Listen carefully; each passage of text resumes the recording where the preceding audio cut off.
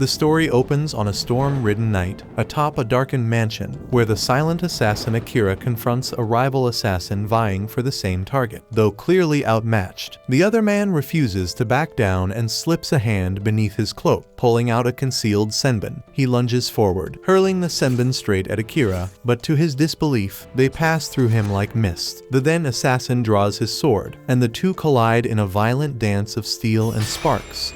Their blades collide again and again until Akira knocks the man's weapon spinning into the air. The rival assassin quickly switches tactics, pulling out throwing knives and sending them flying. Akira dodges smoothly, but his opponent fires one last hidden projectile. To his horror, Akira vanishes right before his eyes, reappearing silently behind him. The man searches desperately for an opening, but Akira blocks every strike and forces his arms down. In a final attempt, the assassin swings with a kick from his bladed boot, but Akira anticipates the move, pierces his arm, then snaps his leg and sends him crashing to the ground. Though he has a few tricks left, the defeated assassin accepts his loss as his own blade, which is still midair, comes down and lands on him. With the threat gone, Akira slips into the mansion like a shadow, entering the dimly lit room where his target lies asleep. For a brief moment, he hesitates, but then he raises his blade to finish the job. Long before all this, Akira lived an ordinary life as a student in Japan. During one typical afternoon, a group of girls invited their friend Tsukasa to join them for lunch. He politely declined, saying he had duties to handle for the student council, which left them impressed by how seriously he took his role as president. Nearby, a girl named Shori received thanks from classmates she had just helped. At the same time, Akira sat quietly, reading a novel on his phone. His friend Nanes walked up and asked if he enjoyed reading isekai stories, but Akira simply replied that he read whatever was free. Laughing, Nanes told him to share any new recommendations before heading off. As Akira watched him go, a few girls whispered, wondering who Nanes had been talking to. As Akira eats alone, even he found it strange that someone actually talked to him, considering how invisible he is to everyone else at school. Without warning, Akira's phone begins to flicker and distort, and a strange inkai darkness spreads across the ceiling of the classroom. The shadows twist into the shape of a glowing circle, and luminous symbols gather beneath each student's feet. Everyone freezes in shock as a bright flash envelops the room. Then, in the next instant, they find themselves standing inside an enormous hall. As confusion sets in, a peculiar man in priestly robes steps forward and informs them that the king will arrive shortly. When the priest moves aside, a regal-looking man and a young princess appear before them, prompting murmurs of curiosity among the group. The man introduces himself as the ruler of a distant world called Morrigan. He explains that they've been brought from another realm to aid the Redis Empire, located on the human side of the continent. The kingdom is currently under siege by demonic forces, and the king claims that warriors summoned from another world are the only ones capable of defeating the demon lord. The students, caught up in the excitement, begin to fantasize about their own grand adventure, but the priest cuts through the enthusiasm, stating that only one among them carries the mark of the true hero. To discover who it is, each student is asked to place a hand on a glowing orb that reveals their class. A boy named Wacky steps up first and discovers he's been given the class of Beast Tamer. Though he's not the chosen one, the priest reassures him that his abilities still hold great value. Next, a girl named Yuki learns she's a disenchanter, while Tomoya receives the title of knight, and when Shori discovers she's a healer, the priest announces that anyone can now check their class and stats on their own without the orb. The students eagerly open their status screens, and Nanes finds out he's a wind-type mage and turns to ask Akira what class he got. Akira responds quietly, revealing that he's been labeled an assassin, but he's baffled by how absurdly strong his numbers are. Then Tsukasa approaches the orb, and it glows brightly as it displays the hero class. The priest reacts with praise, stunned by the potential shown in his stats, and the rest of the students erupt into cheers for their charismatic class president. Akira, however, watches in silence because his instincts tell him something's off. If Tsukasa is the hero, why are his numbers so unimpressive when Akira's own stats are leagues beyond anything he's seen? As Nanes encourages him to show his class, Akira hesitates because he doesn't trust the king or his story about a demonic invasion. Choosing to stay hidden, Akira casts a concealment spell to suppress his presence. Seconds later, Nanes looks around in confusion, thinking Akira vanished, and walks away, while Asahina opens his status screen.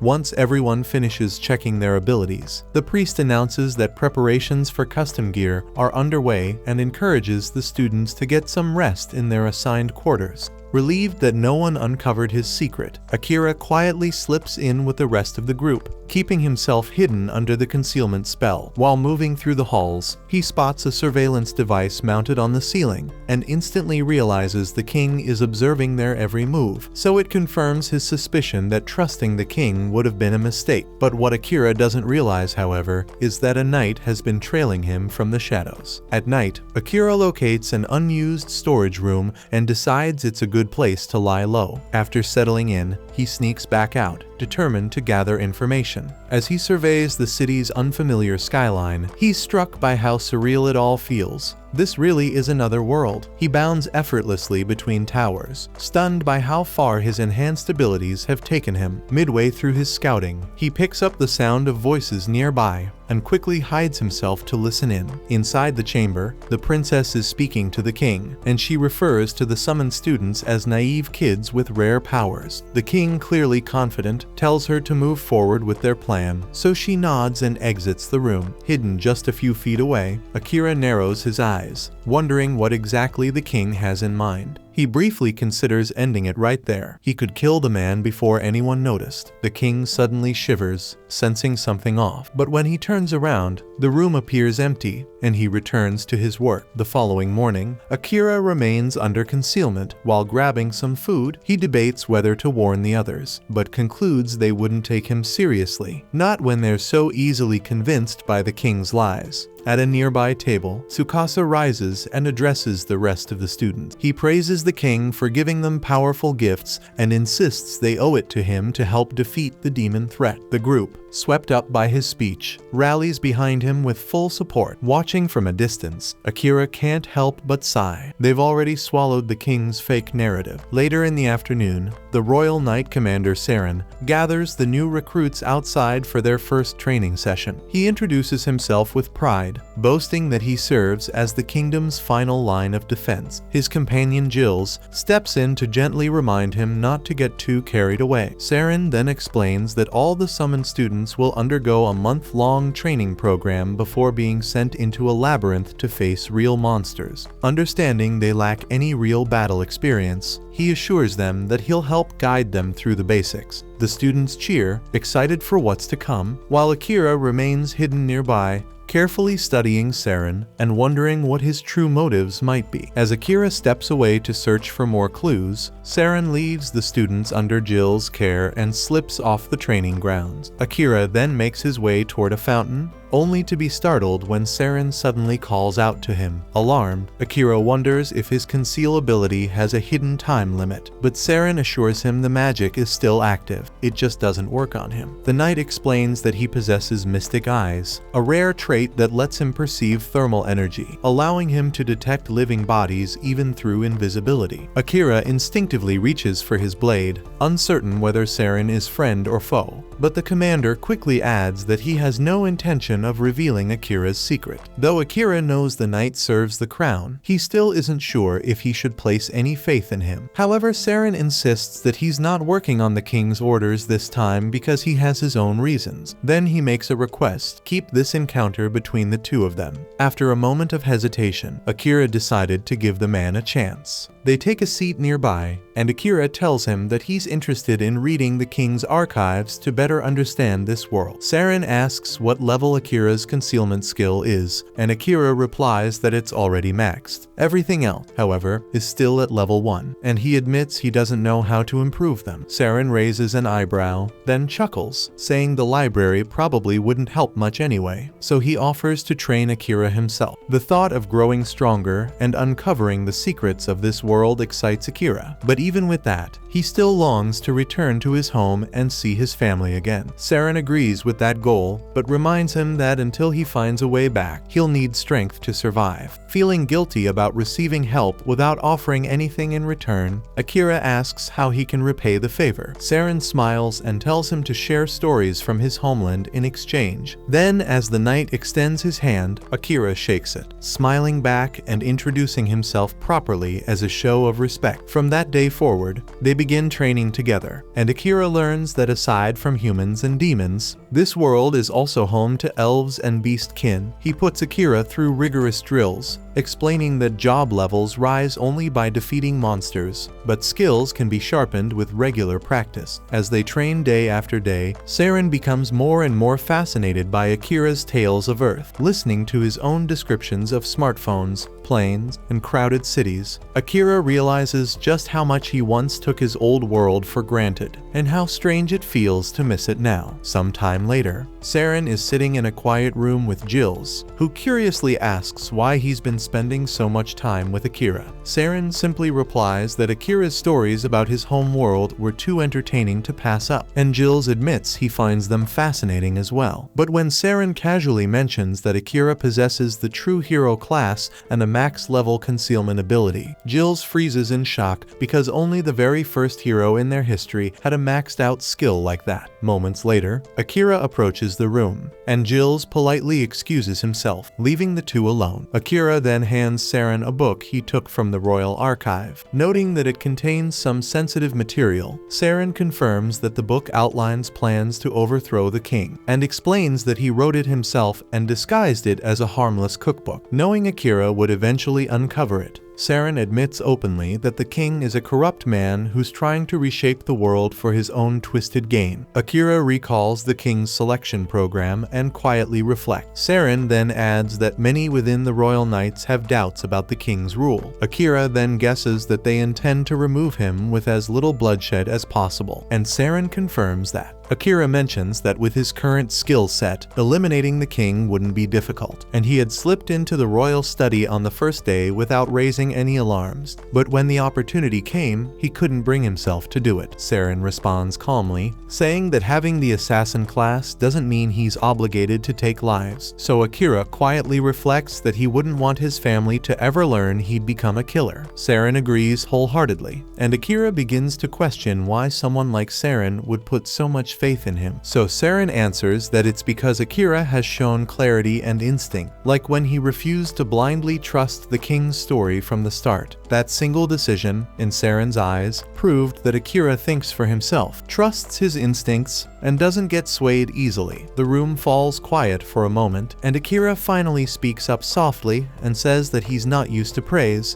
that ever since he was young, people rarely noticed him at all. That catches Saren off guard, so Akira adds that he's the first person who's ever truly recognized him. With a warm smile, Saren lightly jokes, asking if Akira would be willing to help him pull off a peaceful coup as thanks for all the compliments. Akira gives a faint smirk and tells him he'll think about it, then quietly slips out of the room. After a full month of training sessions, Saren gathers the students and announces that they'll begin their expedition into the legendary Kantanen Labyrinth. Afterward, a crowd forms nearby to see the heroes off, and Akira is quietly surprised by how much attention they're getting. As his eyes scan the gathering, he notices a girl standing alone at a distance. In an instant, he appears behind her, startling her with a quiet question about what she's doing. Visibly annoyed, she responds bitterly, saying their people paid a heavy price to summon the heroes. Akira calmly says he has no idea what the hell she's talking about, but she simply says they'll speak again once he learns the truth, then walks away. Soon after, the heroes enter the dungeon and find themselves fighting waves of monsters. The group is caught off guard when one student accidentally activates a trap, causing a swarm of massive ogres to descend upon them. Akira takes down one of the beasts and quickly asks Saren if they should pull back. Saren agrees, and to buy them time, unleashes a powerful powerful divine sword technique that wipes out the enemies blocking the route. However, as they pass through the dungeon gate expecting to escape danger, they're met with another horde of monsters waiting on the other side. In a moment of panic, Tsukasa remembers the emergency smoke bomb the princess gave him for emergencies and sets it off. The explosion clears the lesser beasts, but from within the haze, a freaking towering minotaur emerges. When Jules enters the chamber with the rest of the group, he's stunned to see such a powerful monster lurking on a low floor. Akira wastes no time and dashes forward,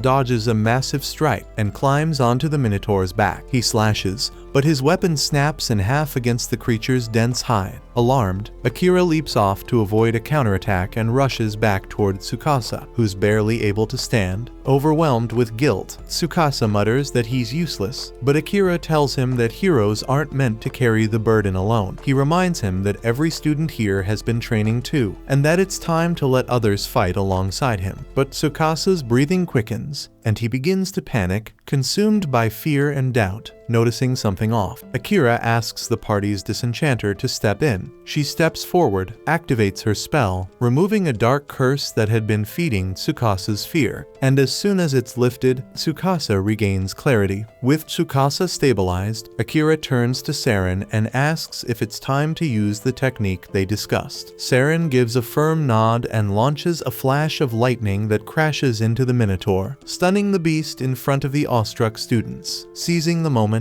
Akira disappears into the shadows and reappears silently behind the monster, ready to unleash his ultimate shadow-based spell. Then, out of nowhere, dark tendrils burst from the shadows, wrapping around the Minotaur and piercing straight through its body. The creature is completely trapped, unable to move, as Akira drags it deeper into the darkness. Its enormous form slowly disappears until only its severed head remains behind, and then the darkness devours that too. Even though he took it down, Akira still lacks full control over his shadow powers, and now the unstable energy inside him begins to surge violently, slipping out of his grasp.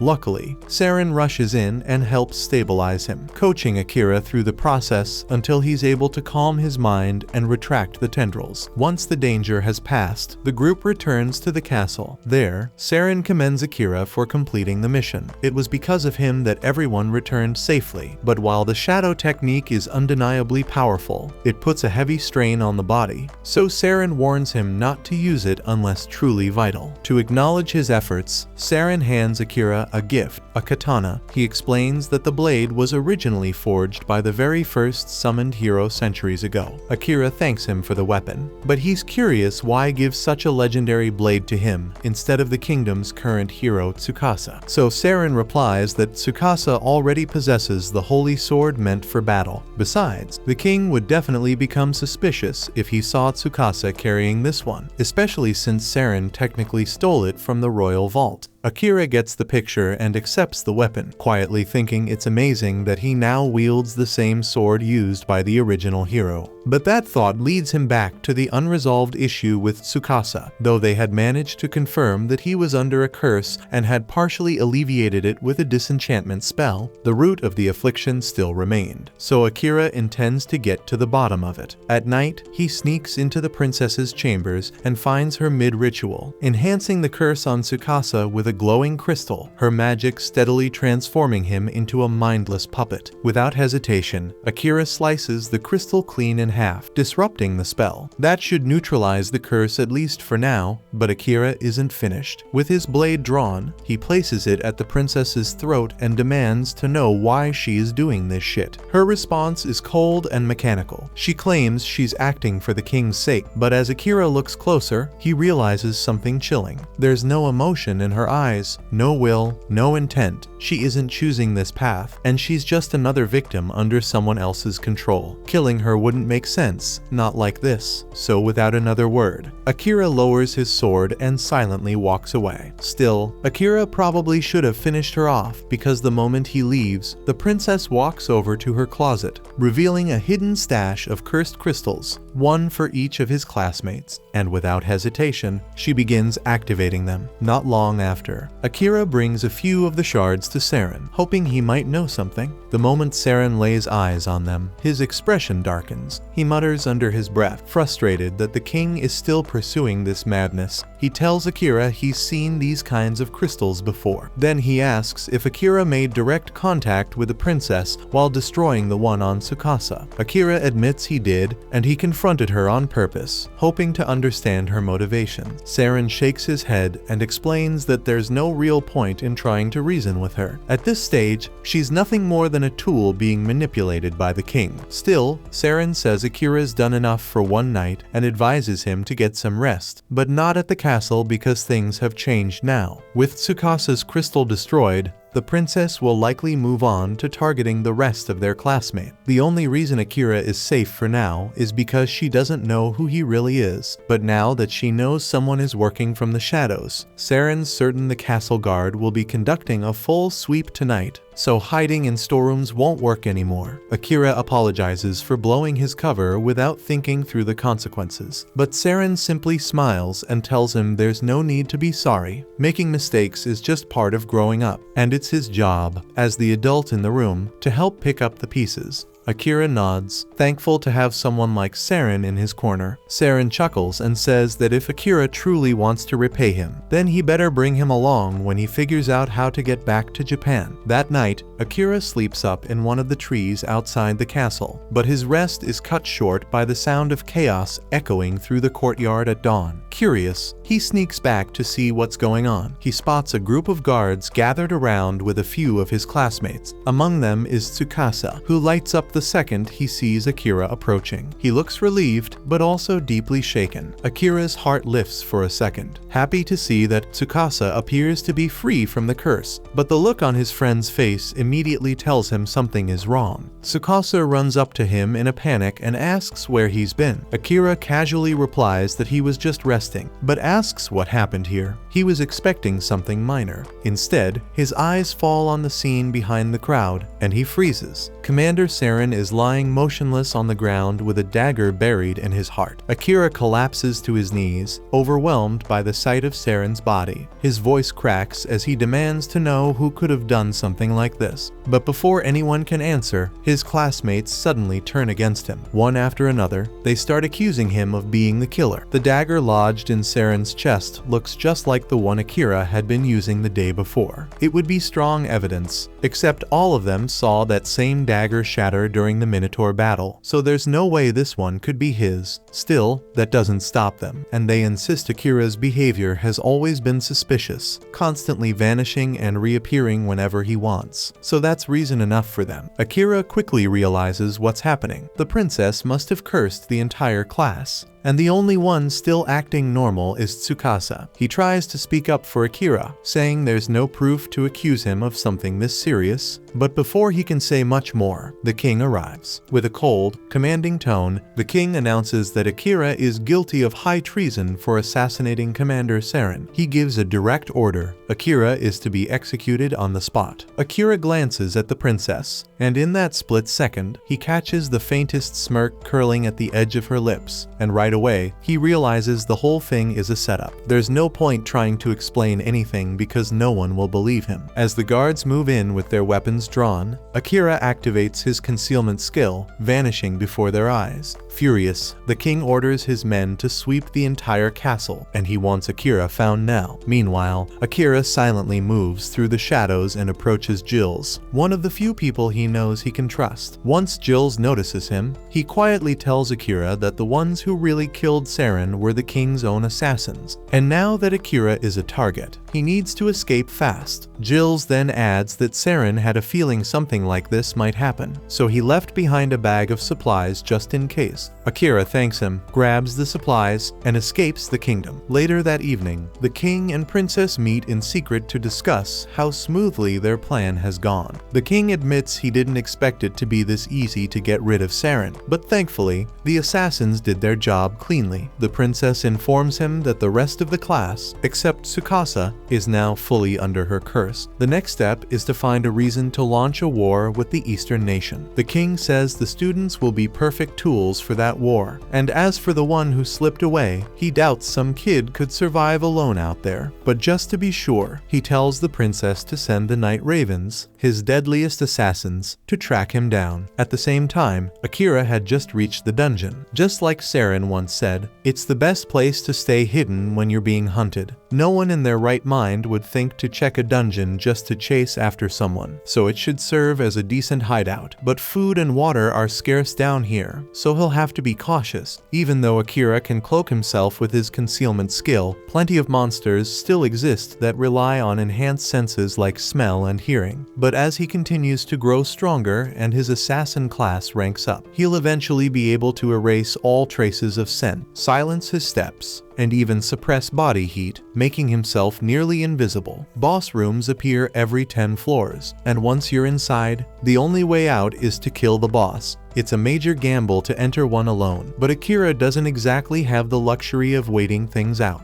As he walks deeper into the dungeon, he's immediately attacked by a chimera. At first, he manages to dodge its claws and fangs, but then its snake tail spits a jet of venom, catching him off guard and striking his leg. The poison slows him down, and he can't maneuver like before. That gives the beast an opening, and it slashes his back, drawing blood just as it prepares to go in for the kill. Akira unleashes his trump card, and shadow magic erupts and completely consumes the chimera in a single blow. With that, he defeats the dungeon's first boss, but the combination of his injuries and the toll of using the shadow spell leaves him barely clinging to life. Recognizing that its master is in danger, the shadow energy automatically shifts into regeneration mode, patching his wounds while he's unconscious. At the same time, in the royal castle, Tsukasa asks everyone to follow him out of the capital. His classmates blink at him, asking if he's seriously saying they should go take down the Demon King right now. It sounds like a decent excuse, so Tsukasa just rolls with it. But his classmates immediately shut him down, telling him to sit back down and stop dreaming because they're not going anywhere. That reaction confirms what Saren warned him about before his death. The curse is real, and it's controlling their minds. If that's true, then Tsukasa realizes he'll have no choice but to leave on his own. But unexpectedly, a few of his classmates step forward and say they'll come with him. And a few hours later, that small group is standing with Tsukasa just outside the city border. They're a bit stunned that leaving the city was so easy, but when they think about it, it makes sense. Their excuse was that they were heading off to fight the Demon Lord, and it wouldn't look good for the king to stop his own heroes from completing their assigned duty. With that settled, Tsukasa turns to the others and asks why they chose to come along, especially when everyone else refused to even consider it. Yuki replies that she doesn't believe anyone in their group is under the princess's influence anymore. Asahina then speaks up, saying that he thinks he might have helped break the curse somehow. He's not entirely sure why, but he has a blurry memory of sneaking into the princess's chamber and smashing several crystals. We later learn that the one behind that action was actually Jill's. He had used his manipulation ability to temporarily take control of Asahina's body in order to dismantle the curse. And while he wasn't able to free everyone, he's at least relieved that he could carry out Saren's final wish. As the group finally steps beyond the kingdom's borders, Asahina finds himself thinking about Akira. He deeply regrets not trying to find him sooner while he was still hiding within the castle. Even if he had been under a curse, he still feels horrible for not defending Akira when he needed it most. Back in their original world, most of the class hadn't spoken to Akira much at school, but one day, while walking home, Asahina happened to run into him on a construction site. It was their first time meeting outside the classroom. Akira had asked him to keep the job a secret because he didn't want his younger sister to find out. Asahina agreed without hesitation, since he also had a little sister to look after. Coincidentally, both of their sisters happened to be close friends, and the two boys had laughed about it at the time. Back in the dungeon, Akira finally regains consciousness. For some reason, the first thing that comes to mind is a dream,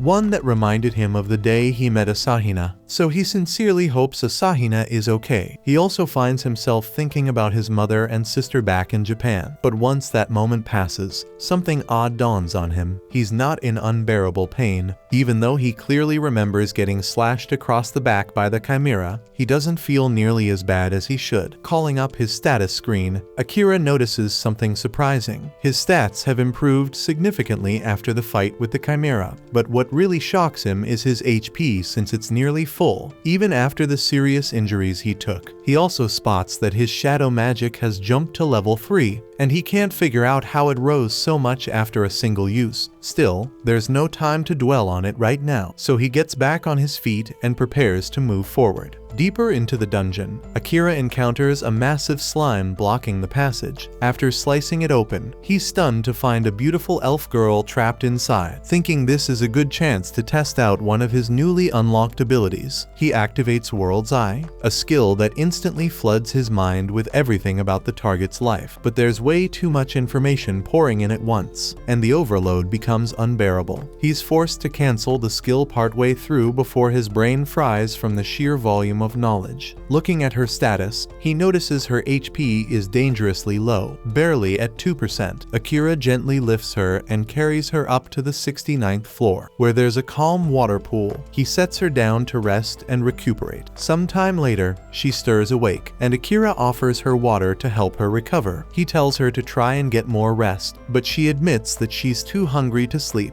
So, he whips up a bowl of warm porridge and hands it to her. Grateful, the elf girl, who introduces herself as Amelia, digs in without hesitation. Once she finishes, she looks around and asks how she ended up here, since her last memory was being much deeper in the dungeon. Akira tells her he carried her up to the nearest water source so she could recover safely. She's surprised by his kindness, admitting that no one has ever gone out of their way to help her like that, not even once. A few hours pass, and Amelia's back in top form. Together, they descend all the way to the 80th floor. Akira starts to wonder why she's still tagging along, and he figures she'd want to return to the surface after everything. But Amelia tells him she has no intention of leaving. She came down here to conquer the dungeon herself, and she's not leaving until that goal is met. Eventually, they enter the boss chamber, and the moment they step inside, a massive dragon lunges at them. They leap in opposite directions to avoid being flattened. Amelia reacts first, using gravity magic to pin the creature down, giving Akira a chance to strike. But just as he gets close, the dragon locks onto him and swats him out of the air. From the ground, Akira hears Amelia shout, telling him the dragon is tracking his mana signature, so he needs to disperse it throughout the environment. Problem is, Akira doesn't know how to do that, so instead, he improvises, pulling in surrounding mana and unleashing it as a raw blast of energy before rushing in and driving his blade straight through the dragon's eye,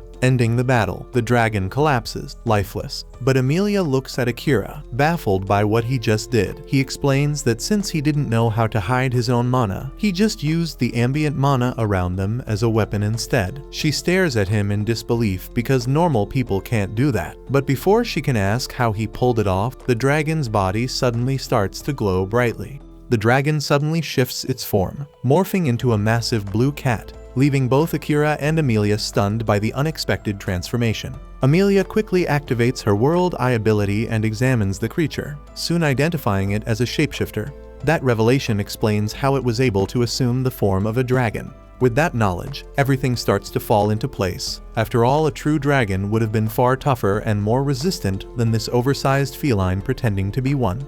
Akira is amazed at how effortlessly Amelia is able to use her World Eye, and she turns to ask why he hasn't activated his own.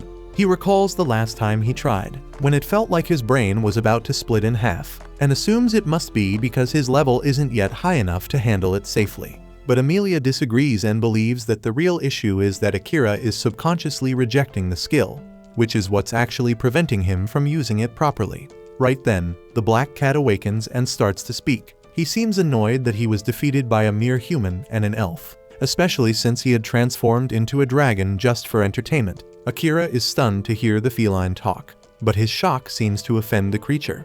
The cat sternly tells him not to lump him in with the mindless, low-level beasts driven solely by instinct because he is a higher being, created directly by the demon lord himself. Akira, however, remains unfazed and responds that it doesn't matter either way because after that last blow, the cat is in no shape to continue fighting. The black cat shows no concern about dying, but before he goes, he has a message for Akira. He slowly rises to his feet, his body now radiating a dark, threatening aura, and announces that the Demon Lord is waiting for him in his castle deep within the volcano region of the Demon Continent. That declaration instantly raises Akira's suspicions, and he demands to know how the Demon Lord even knows about him, and why he would want him to visit his domain. The cat answers that the Demon Lord is a being beyond mortal comprehension, and thus he cannot explain anything further. Exhausted, the cat lies back on the ground and tells Akira to finish him off, but Akira refuses. The cat scoffs and tells him to stop acting noble, insisting that humans see all demons and monsters as enemies anyway, so killing him should be expected. But Akira doesn't share that belief because to him the true enemy is the king, not demons, and he's not willing to accept that they're automatically the enemy just because they're different. However, Amelia steps in and reminds him that the door to the boss's room won't open unless the boss kills them, or they kill the boss. The cat agrees with Amelia's logic and sarcastically asks Akira if he's planning to starve to death in this room.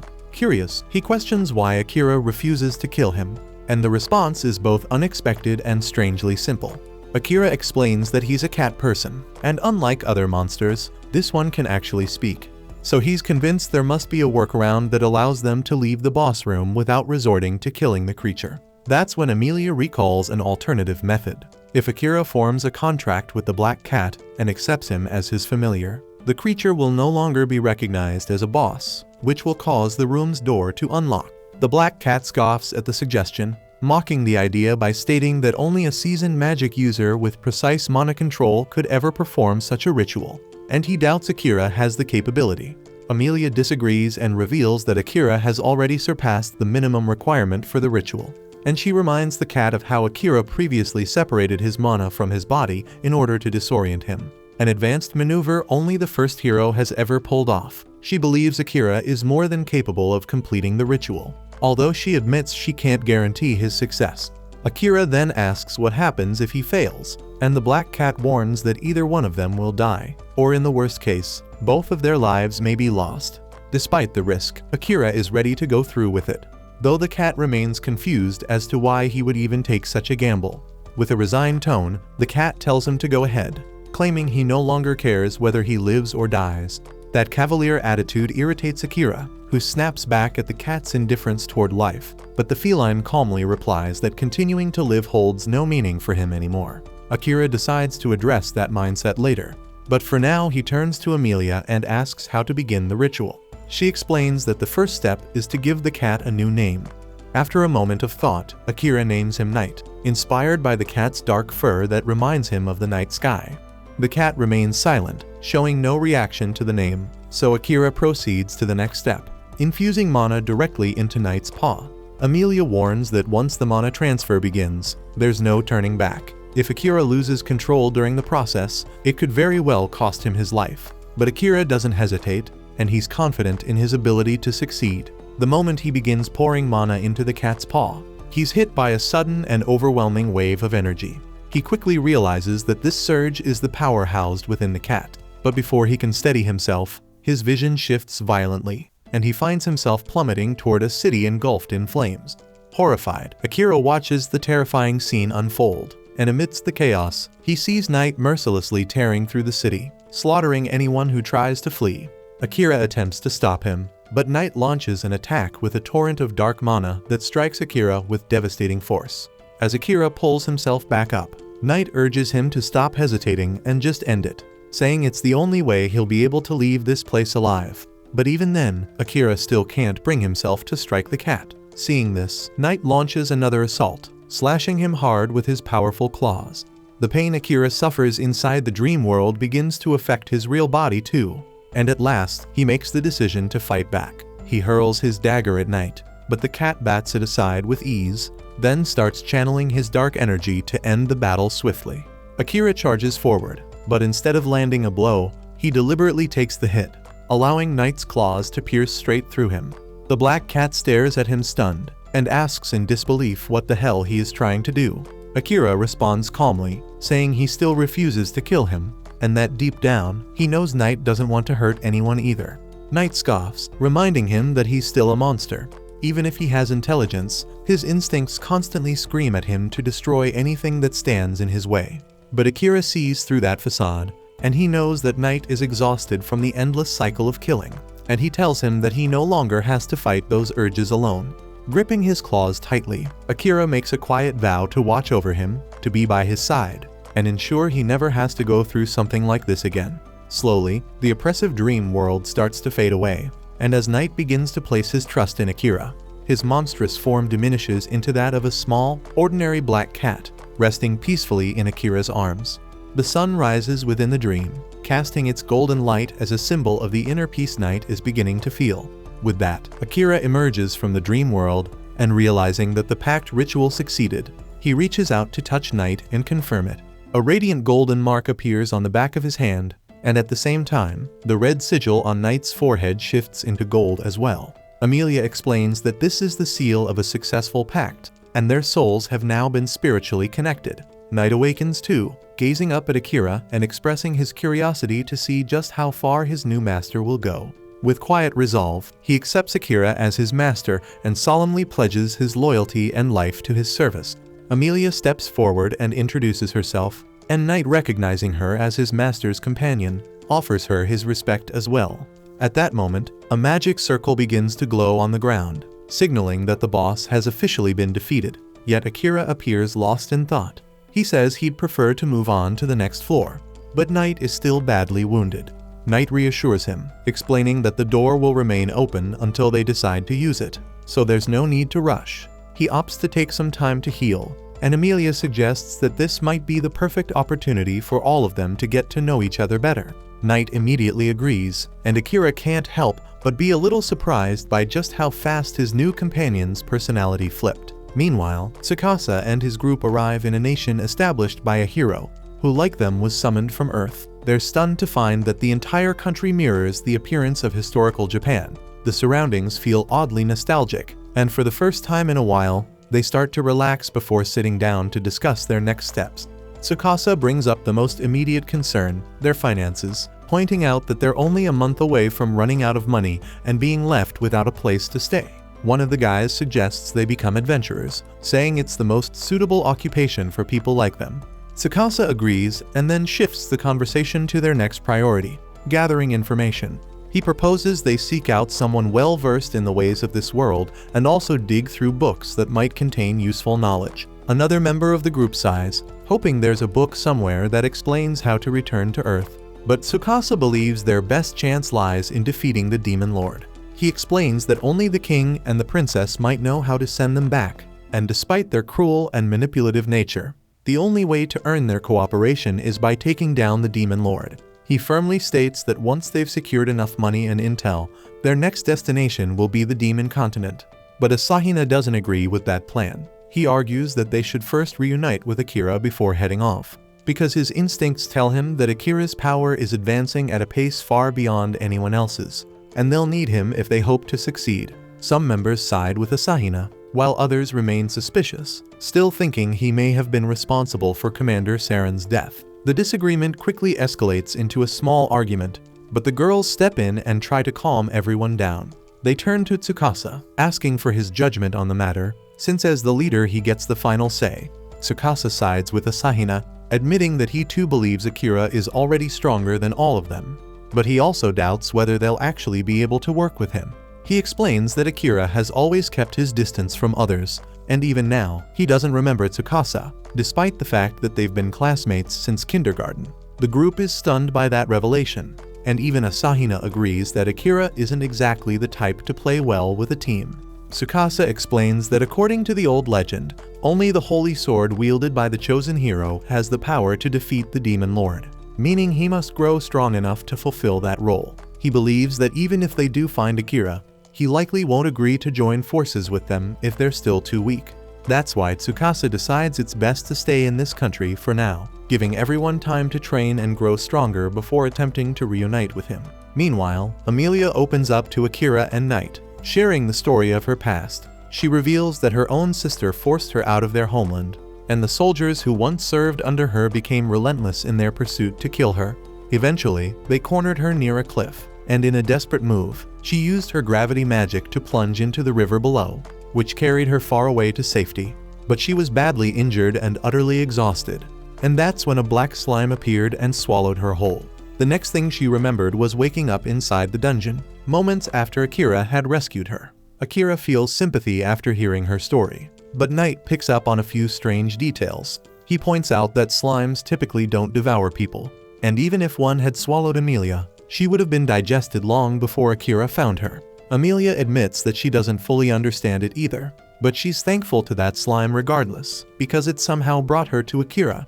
Akira gently tells her that she should consider returning to her homeland and trying to reconcile with her sister. But Amelia has already given up on that idea. She says she doesn't have the strength to face her sister again. Akira reassures her, saying things tend to work out between siblings because no matter what happens, they're still family. He adds that he has a sister too, and even though she's constantly giving him a hard time, he still cares about her deeply. Amelia and Knight then ask if Akira wants to return to his own world and see his family again. Akira says yes, but not yet because there's something he needs to take care of first. He begins to talk about Saren, the man who taught him how to survive in this world, and as he recalls the betrayal that took Saren's life, his emotions boil over. His voice sharpens with rage as he swears to kill both the king and the princess for orchestrating Saren's assassination. The fury behind his words sends a chill down Amelia and Knight's spines, and Amelia shouts his name, jolting him back to his senses. As the storm inside him subsides, both Amelia and Knight reveal that they know the name because Saren was once a renowned knight commander, known across the land. Sensing the heavy mood, Akira decides to break the tension. He pulls out a glove and waves it in front of Knight, and true to his feline instincts, the black cat immediately pounces after it. Akira chuckles, surprised that the same trick he used on all the strays back home works on a monster cat too. Amelia, intrigued, asks to give it a try herself, and before long, both she and Akira are playfully cuddling with Knight, enjoying the soft, warm comfort of his fluffy fur as the air around them lightens once again. Knight turns to Akira and tells him to take things more seriously, reminding him that their souls are now linked, and if one of them dies, the other will perish as well. Akira says he's well aware of that, but he's still just happy to have a cat familiar, especially since he's always loved cats. Amelia chimes in with a sigh, admitting that she's jealous because she loves cats too. Once they've finished fooling around, the group prepares to exit the dungeon. Akira asks Knight where the teleportation magic circle will take them, but the feline admits he doesn't know. He explains that only a select few demons still remember the ancient craft of creating such circles, and Akira instantly decides that once he reaches the demon continent, he'll track those demons down and make them work for him. Just then, a memory clicks in Amelia's mind. She recalls an old tale about pale blue teleportation circles that respond to a person's desire, taking them wherever their heart truly wants to go. However, if more than one person enters, the circle only reacts to the wishes of one individual. Akira notes that this could become a problem, but Amelia assures him with a gentle smile that she's fine going anywhere as long as she's with him. Akira doesn't dwell on her words, but as he steps into the magic circle, his thoughts briefly drift to his family. He wonders if the circle could possibly take him back home, but quickly shakes the idea away because his priority right now is revenge. With that, the magic circle lights up, and the group is instantly teleported to a dense forest, where a massive, awe-inspiring tree towers in the distance. Amelia freezes in shock at the sight, while Knight calmly identifies the tree as the World Tree. He tells them that they've arrived in the Forest of Elves. Amelia is stunned they ended up here, but Akira finds it to be a welcome turn of events. Suddenly, an arrow flies through the air, aimed directly at Amelia. Fortunately, Akira spots it just in time and swiftly pulls her out of harm's way. He immediately charges toward the source of the attack, batting aside a second arrow with his dagger and closing the distance in a flash. In one fluid move, he brings the hidden archer down to the forest floor, and Amelia quickly identifies him. It's Liam. Liam scowls and says he never imagined he'd run into the traitor while investigating the strange light in this area. He warns Amelia to flee if she wants to survive, but Akira is in no mood for empty threats. He knocks Liam out cold, uninterested in his dramatic declarations. However, his moment of action was just a bit too late, and he looks up and sees that they've already been surrounded. Leading the elven forces is none other than Amelia's sister Kilika. With cold determination in her eyes, she tells Amelia that since she dared return to the country on her own, her death is now inevitable. But before everything fell apart, Amelia's life had been going exceptionally well. She was the designated heir to the throne of the Elf Kingdom, and she truly believed that her bond with Kilika was unbreakable. Or so she thought. Over time, however, that belief began to unravel. Slowly, her most trusted advisors and even the royal guards started to turn against her. Eventually, Kilika delivered a devastating accusation, claiming that Amelia had committed a heinous crime. And without conducting any sort of investigation, the guards hastily concluded that Amelia was guilty, solely based on the fact that she was born a child of blight. Branded as a threat, she was forced to flee the kingdom before Kilika and her forces could bring her down. And now that they're face to face once more, Amelia is completely at a loss. She tries reasoning with Kilika, insisting she'll leave voluntarily, so there's no need for conflict. But Kilika is determined to capture her at any cost. Before Kilika can make a move, however, Akira steps forward and positions himself protectively in front of Amelia. Kilika sharply questions Akira, demanding to know who he thinks he is to meddle in elven affairs. He replies calmly that he only met Amelia yesterday, but he genuinely likes her, and he won't stand by while Kilika speaks to her in such a way. He also points out that Kilika keeps calling Amelia a criminal and asks her directly what crime Amelia supposedly committed. In response, Kilika rolls up her sleeve to reveal a deep, discolored bruise stretching across her arm. She claims that Amelia once gave her a potion that was secretly laced with poison, an act that even within royal bloodlines is absolutely unforgivable. Amelia immediately defends herself, insisting that the mixture she gave Kilika truly was just a potion. But Kilika brushes it off and says no one would ever believe that story.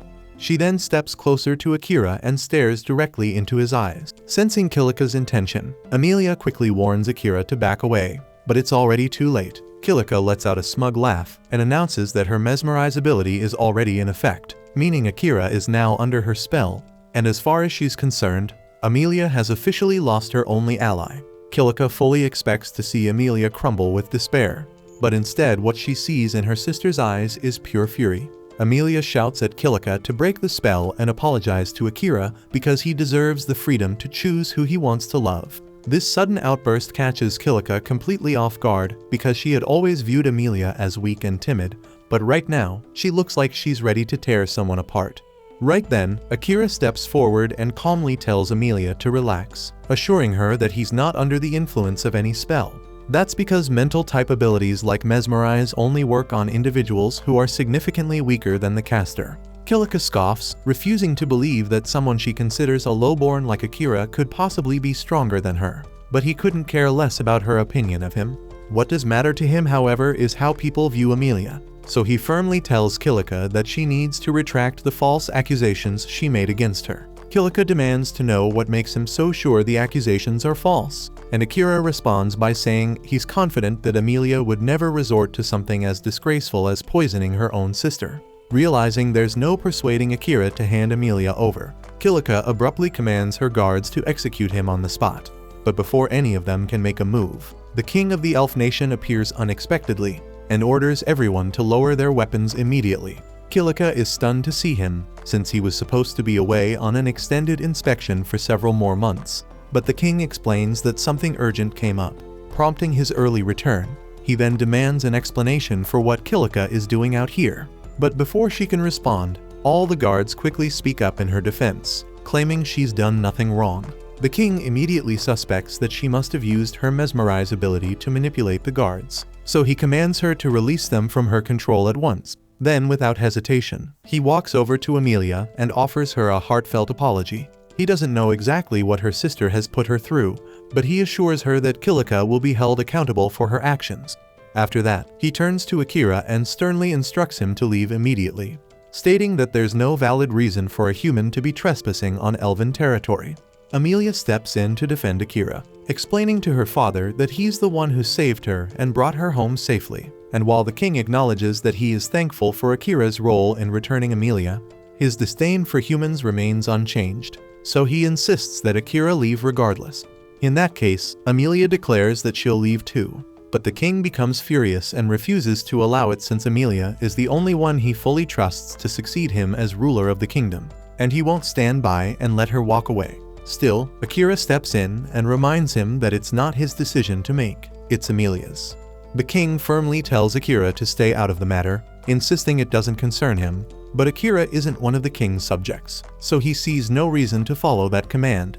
In fact, he states plainly that he's more than ready to make the king listen by force if necessary. And judging by what Akira just did to Liam, who's still lying on the ground, the king can already tell he isn't bluffing. That said, the king has never been one to shy away from a challenge, so he formally proposes a duel to Akira, under the condition that the loser must obey the victor's commands. Akira agrees without hesitation, and with the challenge set, the king declares that the fight will take place at the base of the holy tree, in keeping with elven custom, and as they head toward it, Amelia quietly apologizes to Akira for dragging him into this mess. But he tells her there's no need because he willingly chose to get involved. Shifting the conversation, he brings up how Kilika called her a child of blight and asks what that's all about. Amelia explains that, according to an ancient elven legend, when twins are born, one may be different from their parents. This child is believed to bring disaster upon the land, and is thus labeled a child of blight. In the past, it was common for the odd twin to be killed at birth because of this belief. And Knight is taken aback to hear that elves still hold on to that superstition, even though it was debunked long ago. Amelia explains that it usually isn't an issue anymore, but recently Kilika has been using it against her more frequently, mainly because Amelia's eye and hair color differ from all of their family. It's painfully clear that Kilika is just using the legend as a convenient excuse to cast Amelia out. But personally, Akira remarks that he finds Amelia's hair and eyes to be absolutely gorgeous. Eventually, they arrive at the base of the holy tree, and since Kilika was the one who instigated the conflict, she will be the one to face Akira in the duel. But before it begins, Akira makes the decision not to use his concealment skill, because there's no point in winning unless everyone can see it happen with their own eyes. Amelia warns him that Kilika is the strongest swordsman among all the elves, so the battle won't be easy, and he should stay on his guard. Akira picks up on the fact that Amelia still seems to speak of her sister with admiration, even after everything that's happened. She explains that they were once incredibly close as children, and no matter what Kilika does, Amelia will always see her as her beloved sister. As the duel begins, Kilika pulls her sword. While Akira opts to keep his own blade sheathed, Kilika demands to know if he's trying to insult her by not taking the duel seriously. But Akira calmly replies that he simply doesn't want to risk accidentally killing her in combat. Once the duel starts, Kilika rushes forward and unleashes a flurry of precise strikes aimed at his vital points. Yet Akira effortlessly evades each one. He admits that Kilika truly lives up to her reputation as the strongest swordsman, but his speed is simply beyond hers, allowing him to slip through her attacks and push her back with ease. He then advises Kilika to surrender before she hurts herself. But she refuses to be underestimated and activates her trump card. A fierce current of wind envelops her blade, and she releases a violent gust toward Akira. The technique takes him by surprise, catching him off guard for a moment, though he quickly regains composure and sidesteps the blast. Knight identifies Kilika's skill as buff magic, and Amelia explains that it's the only form of magic Kilika can wield, one she's honed nearly to perfection through relentless training. With this ability, Kilika launches devastating wind attacks at will, forcing Akira to stay on the move to avoid them. Amid the clash, he notices a deep sadness on her face. When he asks about it, she denies it, claiming she's happier than ever. But Akira insists she looks anything but. Unwilling to entertain his probing any longer, Kilika hurls another attack, but he smoothly ducks under it and sweeps her legs, sending her crashing to the dirt. Before she can recover, Akira appears behind her, resting his sword gently against her neck, a silent sign that he could have ended the fight at any moment. Once again, he urges her to surrender and reconcile with Amelia, but Kilika refuses with fierce defiance. She snaps that she could never make peace with someone who took everything away from her, then bursts into a furious rage, unleashing uncontrollable waves of wind in every direction. She cries out that she's been left with nothing, that Amelia and her divine blessing took it all away. In the past, Kilika and Amelia had been close friends, but everything changed when Amelia was revealed to possess the spirit medium class. Once mastered, it promised unmatched power across the continent, and from that day onward, nothing Kilika achieved was ever considered enough. Amelia tries to assure her that none of it is true, but Kilika is far too consumed by anger to listen. Right then, Liam walks up to Amelia and quietly asks for her help to save Kilika, handing her something that immediately makes her understand his plan. She climbs onto Knight's back and uses the holy tree branch Liam gave her to channel purification magic, breaking the spell that had everyone under Kilika's control. The moment the enchantment lifts, Kilika descends into a wild frenzy, summoning her strongest wind blast yet. So Akira is forced to counter using his shadow magic, and after a fierce struggle, he manages to overpower the raging winds, sending Kilika crashing to the ground and stripping away her will to continue fighting. Moments later, Liam and Amelia rush to her side to make sure she's alright. Kilika glares at them and bitterly asks if they've come to mock her now that she's been defeated. Liam gently assures her that isn't the case, saying he's genuinely worried about her. But Kilika refuses to believe him. She accuses him of running straight to Amelia the instant the spell wore off, helping her undo what was left of Kilika's magic. Amelia, however, calmly tells her that Liam was never under her spell to begin with. Kilika insists she's lying and tells them to just get it over with, banish her, execute her, anything, because she doesn't want to live like this anymore. But before she can say more, the king speaks up, declaring that if anyone deserves punishment, it's him, for being the reason Kilika ended up this way. Confused, Kilika demands to know what the hell he means, so the king explains that long ago, he sealed away parts of her memory to protect her, though now he realizes that decision was a grave mistake. As he lifts his forgetting skill, all of Kilika's lost memories come flooding back at once. She recalls that when she was a child, she spent her days training near the dungeon. One afternoon, a mysterious stranger appeared near the entrance and told her she could grow stronger much faster if she used one of the strange orbs he carried. Naively trusting the man, young Kilika took one of his orbs and ran into the dungeon to test it out. But the moment she did, a swarm of powerful monsters appeared out of nowhere. Realizing she couldn't take them all alone, she tried to flee, only to discover that the creatures were pursuing her outside. Dungeon monsters weren't supposed to be able to leave their dungeon, yet these were clearly different. Knowing they were heading straight for the elf village, Kilika chose to stand her ground and fight. She held out as best she could, and the chaos quickly drew the attention of nearby elves, who rushed to her aid after realizing something had gone terribly wrong. Liam was the first to arrive, but tragically he was immediately impaled through the torso by a goblin, leaving Kilika to watch helplessly as her friend died right in front of her. The trauma and guilt from that moment nearly shattered Kilika's mind, so the king decided to seal away those memories to protect her from the devastating truth. Also, Liam wasn't the only casualty from that battle, but the situation was ultimately salvaged thanks to Amelia, who used her spirit medium abilities to craft 2 advanced spells, gravity magic and resurrection magic. And with them she was able to bring back everyone who had fallen, ensuring that no lives were truly lost that day. But because Kilika remained the only one unaware of what really happened, those who had been involved slowly and unintentionally began to drift away from her.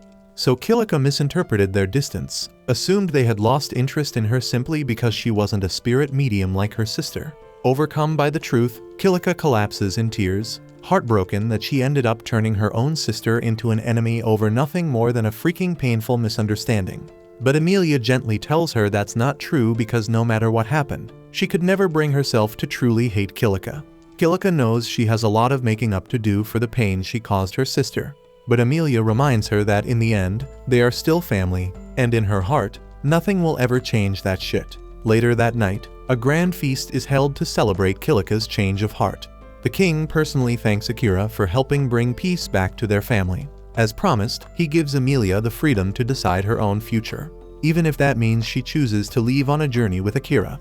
On that note, the king asks Akira what his next destination will be, and Akira replies that he plans to head to the Beast Continent. Since Knight mentioned it's one of the best places to find high-quality equipment and weapons. At the same time, Asahina and the rest of Akira's classmates are seen boarding a ship bound for the Beast Continent as well. They had originally intended to stay put and wait for Akira to catch up with them. But by now they've grown so strong that the monsters in the Yamato dungeon no longer offer any experience. So rather than waste time standing still, they've decided to travel to the Beast Continent and upgrade their gear in preparation for whatever comes next. The next day, the Elf King arranges for a full escort to accompany Akira and Amelia as they head toward the outer borders of the kingdom to continue their journey in safety. Akira thinks the whole thing feels a little over the top, but the king clarifies that there's been a troubling rise in kidnappings along the nearby coastline. Given the current situation, he just wants to make sure both of them are well guarded until they're beyond his territory. In fact, he even admits he'd feel much more comfortable if he could personally assign guards to stay by Akira's side the entire way. But Akira respectfully turns down the offer and agrees to travel by carriage instead. As they ride along, Akira turns to Night and asks why she kept such a low profile during all the chaos with the elves, especially since she clearly could have stepped in. Night calmly explains that she didn't want to risk exposing her true identity as a demon, since not everyone would be as accepting as he is. Akira gets it, and he understands why she'd prefer to keep up the act of being an ordinary cat. But he still wonders if the Demon Lord is okay with that, especially if he's still watching. Night confirms he's right to be cautious. Her senses remain connected to the Demon Lord, so he can still monitor her actions, but she assures him that he no longer holds sway over her decisions, and she has absolutely no plans to betray Akira, now or ever. That eases Akira's mind a little, especially considering he might have to face the Demon Lord one day, depending on how things unfold. But Amelia doesn't see it going that way. If anything, she feels like the Demon Lord might actually want to be on friendly terms with him, and surprisingly Night agrees. After what Akira did yesterday, there's no doubt in her mind that he's caught the Demon Lord's attention. Very few people can manipulate shadow magic effectively in combat, yet Akira managed to shroud himself in it completely. Akira explains it just sort of happened in the moment. He was terrified the magic would spiral out of control and hurt Kilika. But even if it wasn't intentional, pulling off something like that is no small feat. Right then, Akira picks up on something suspicious up ahead and tells the driver to stop the carriage. He steps out and informs the others that his detection skill alerted him to a group of people further down the road. The driver grabs a telescope and sure enough, spots a group of bandits waiting just ahead. And worse, the bandits also spot them and reveal they're holding an elf hostage. They threaten to kill her unless Akira and the others comply with their demands. So with no better option for now, the group holds back while the bandits toss them a pile of ropes and order everyone to tie each other. At that moment, Amelia steps down from the carriage, and the moment the bandits catch sight of her hair color, they light up with excitement. They immediately recognize her as one of the elf princesses, and if they turn her over to someone like Lord Graham, they're certain to land a massive reward. While the bandits are too busy grinning and whispering about their lucky break, Akira silently activates his presence concealment. In the blink of an eye, he knocks them all unconscious before any of them even realizes what's happening. Afterward, he tells the driver to go ahead and tie them up using the rope they had brought. And as that's handled, Akira starts wondering who this Lord Graham character even is. Luckily, the driver says he's actually heard the name before and explains that Graham is a noble from the kingdom of Uruk. That's enough of a lead for Akira, so he instructs the driver to take the captured bandits back to the elf castle, while he and Amelia will carry on the rest of the way by foot. The driver starts to protest, reminding Akira that his instructions were to escort both of them all the way to the port. But since they're already fairly close, Akira reassures him it won't be an issue. A short time later, Akira, Amelia, and Night board a ship, and once they reach their destination, Akira plans to gear up with some new equipment to keep pushing his strength even further. Amelia finds it a bit surprising that he's still focused on leveling up, especially when he already seems so powerful. But Akira insists that if he's serious about getting revenge for Saren, then he can't afford to stop now. Night chimes in and says the port city they're headed for actually has a labyrinth. So if Akira wants to train more, he'll have the perfect opportunity. Still, that's a few days away, so she suggests they relax and enjoy the trip in the meantime. Amelia's practically glowing with excitement because it's her first time sailing, and she tells Akira she's really looking forward to watching the sunset with him. But when she turns to see what he thinks, she realizes he hasn't heard a single word. His attention is completely absorbed in a book, the same one her father gave him as a farewell gift, and he's reading so intently that he doesn't even notice Amelia's annoyed expression. In fact, Akira spends the entire voyage buried in that book, leaving Amelia feeling a bit left out by the time they finally arrive at the Beast Folk continent. As they disembark, Akira notices something off. The only ones doing the heavy lifting around the port are humans.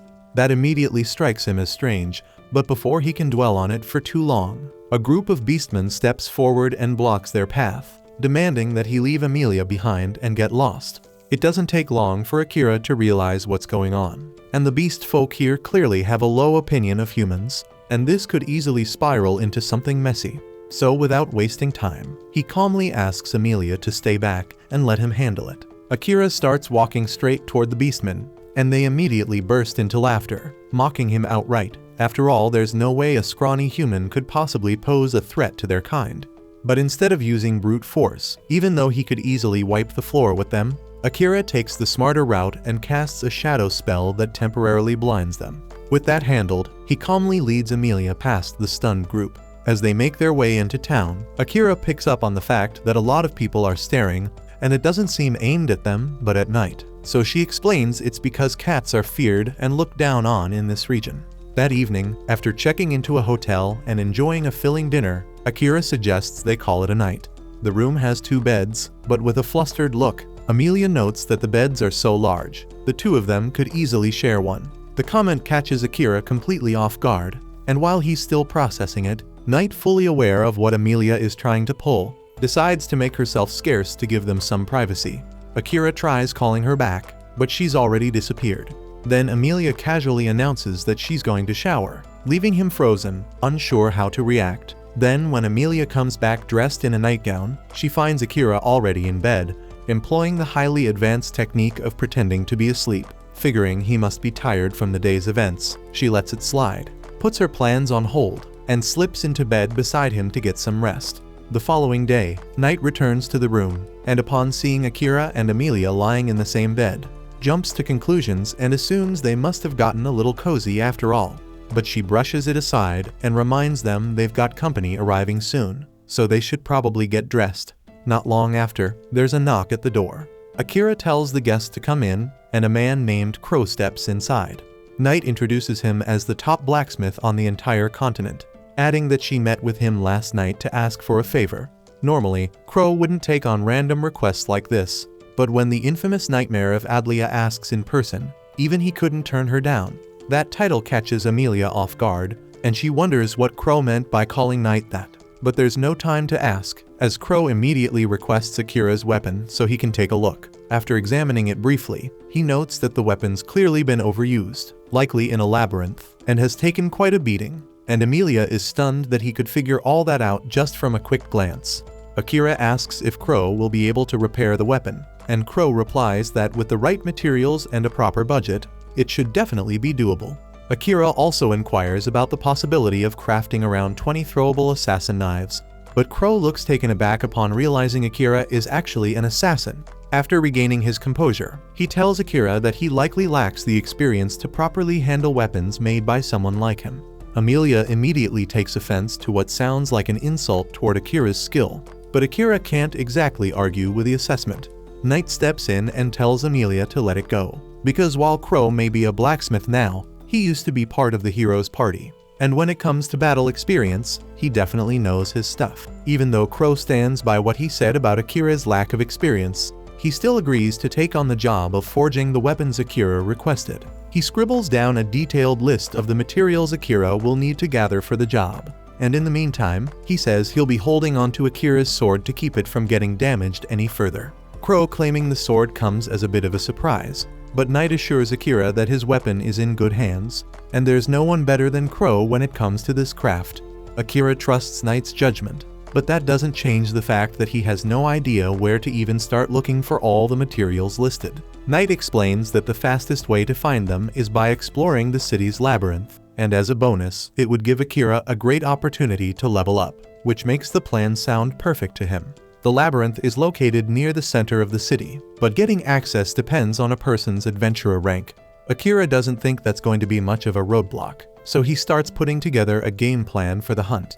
While he's doing that, Amelia asks if it's okay for her to step out for a bit since there's something she wants to discuss with Crow directly. Akira says it's fine by him because he still has a lot of research to do about the labyrinth before diving in anyway. But he does ask Night to go with her and keep him updated via telepathy if anything seems off. A short while later, Amelia and Night make their way to Crow's workshop. Once there, Amelia brings up something she'd heard, that during the failed mission to defeat the Demon Lord, only the hero and one beastman made it out alive. That beastman she assumes must have been Crow. Crow tells her she's welcome to mock him if that's what she came for.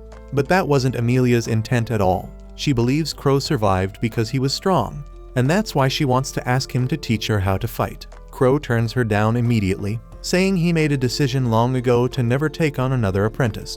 He explains that every person he tried to train either quit or fell into a deep depression, so he doesn't see the point in wasting his time. But Amelia firmly promises that she won't give up or break down. She wants to walk beside Akira with her head held high. And if he's going to keep getting stronger, then she wants to grow too, so the gap between them doesn't keep widening. Crow once again calls Night the nightmare of Adlia and reminds her that their agreement was strictly about fixing Akira's weapon. But Night calmly points out that Amelia is making this request on her own, so it has nothing to do with Akira. She also politely asks him to stop using that old title, saying that her name is Night now. Curious, Amelia asks why he keeps calling her that in the first place. Night explains that years ago, the Demon Lord sent her to Adlia as punishment after the humans invaded demon territory. Her official task was to issue a warning to the city's leaders, but she let her fury take control and went far beyond what was necessary, reducing the entire city to rubble. She admits she had no justification for what she did and takes full responsibility for her actions. That's the very reason she asked Akira to end her life when they first met. But she's changed since then, and as long as she serves under Akira, something like that will never happen again. Crow asks her if she really believes it's that easy to leave her past behind. But Night says she knows full well that what she did can't be forgiven. So if he still hates her, she understands. To her surprise though, Crow says he's never held any hatred toward her. A few years back, after he and the hero party failed to defeat the Demon Lord, Crow was holding a memorial at his sister's grave when Night happened to appear. She immediately recognized him as one of the few survivors from that battle. And when she saw he was grieving, she told him he could kill her if he wanted, and she wouldn't resist. But Crow told her that he didn't blame her for what had happened. And as far as he was concerned, she was nothing more than a weapon forged by the Demon Lord to carry out his commands, and blaming her would be no different than blaming the blade rather than the one who wielded it. In response, Night asks if he ever planned to confront the Demon Lord again. But Crow calmly tells her that neither she nor the Demon Lord was responsible for his sister's death. After Night's attack on the city, Crow's sister had been doing her best to help people who were trapped beneath the rubble. But at that same moment, a nobleman was frantically trying to escape. Instead of finding another path, he chose to blast through the area, hitting Crow's sister with a deadly attack just because she was in his way. That man was the one who truly took her from him. So if Crow ever intended to take revenge, it would have been on Lord Graham. But in the end, he never followed through with it, because he knew deep down that his kind-hearted sister would never want him to walk that road. At that point, Amelia cuts in and outright calls Crow a coward for backing out. She accuses him of clinging to a fake belief that his sister wouldn't want revenge, just so he wouldn't have to face the truth or deal with his pain. She says she gets it more than anyone, because for a long time she told herself the same thing, that she was doing everything for her sister's sake. But Akira helped her realize how far off base she really was. Her words hit Crow hard, so they stir something deep inside him, and he needs a moment to deal with it. So he quietly asks Amelia and Night to leave him alone for the rest of the day. At the same time, Akira is out in the city researching the labyrinth, when out of nowhere monsters begin pouring out of it and flooding the streets. Amelia sees the chaos unfolding and rushes in to help, but suddenly she's intercepted by a boy named Orem. She instantly recognizes him as the same boy who deceived Kilika when they were younger. Orem says he's acting under the Demon Lord's orders to keep Amelia alive, since she has rare magic that might come in handy. So he surrounds her with monsters and swiftly takes her hostage. And by the time Akira arrives on the scene, Orem has already dragged Amelia back into the dungeon. Akira plans to go in and get her, but first he has to clean up the situation outside. He tells Night to step back, and she quickly takes to the skies, knowing exactly what's coming. Akira then unleashes his shadow magic without holding back, letting it consume every monster in sight. But the massive strain on his body takes its toll, and as soon as the last enemy falls, he collapses from exhaustion. Night then plunges down to check on Akira, but before she can reach him, the strange system embedded within him suddenly activates. Due to the massive mana drain from his body, he's instantly swallowed by a surge of shadows and thrown into a full recovery state. Night has no idea what the hell is going on, but within seconds Akira's wounds disappear, and his body looks completely healed. But even so, he's still unconscious, and when he finally regains consciousness, he finds himself lying in a bed he doesn't recognize. Dazed and confused, he turns to Night and asks what happened, and she tells him he collapsed after pushing his shadow magic too far. So she brought him to Crow's place to keep him safe while he recovered. Akira, a bit anxious, asks how long he's been out, worried it might have been 5 or 6 hours. But Night tells him the truth that it's been a full day and 5 extra hours. That hits him hard. But she says it's not that surprising because he nearly killed himself, draining every drop of mana. But what's weird is that while unconscious, his shadow magic triggered on its own and completely refilled his mana reserves. She still can't explain how or why that happened, so she asks if he knows anything about it. But Akira's just as lost as she is, and honestly he couldn't care less right now because he's got more pressing things to deal with. He hops out of bed and, spotting Crow, thanks him for letting him crash there while he was out. But now he has to move. Crow, reading his urgency, asks if he really thinks it's smart to rush in like this since it's already been over a day. So Amelia could be halfway to the demon continent by now. Akira doesn't even flinch because if that's the case, then he'll just go to the damn demon continent and bring her back. But Crow questions how he plans to take on demons with no weapons. Akira snaps that he'll figure it out somehow, even if he's unarmed, but Crow casually gestures toward a nearby table, where all of Akira's gear is fully repaired and neatly laid out, ready for battle, and they've been sitting there the whole time. The fact that Akira didn't notice is enough proof that his head's all over the place. So Crow tells him to take a breath and think clearly before charging in. Realizing the old man's got a point, Akira settles down and checks his weapons. Crow actually reforged his sword into twin short blades better suited for an assassin's style. But it took a ton of materials and effort. So naturally, Crow tells him he expects to get paid back once Akira saves his girl. Crow had one last thing to give him, so he tossed Akira an old ring with the words, "I will lead you anywhere," carved into its surface. Turns out, it was forged by a former hero and carries a unique enchantment that it points the wearer toward whatever they desire most. Akira gives it a shot while focusing on Amelia, and right away, a glowing red line shoots out from the ring, pointing straight toward the labyrinth. If she'd been taken to the demon continent, there's no way it would have gone that way. So for some reason, Amelia must still be held somewhere inside the labyrinth. He might not know the exact spot, but just knowing she's still there is more than enough. So he straps on his gear and heads out the door with Knight right behind him.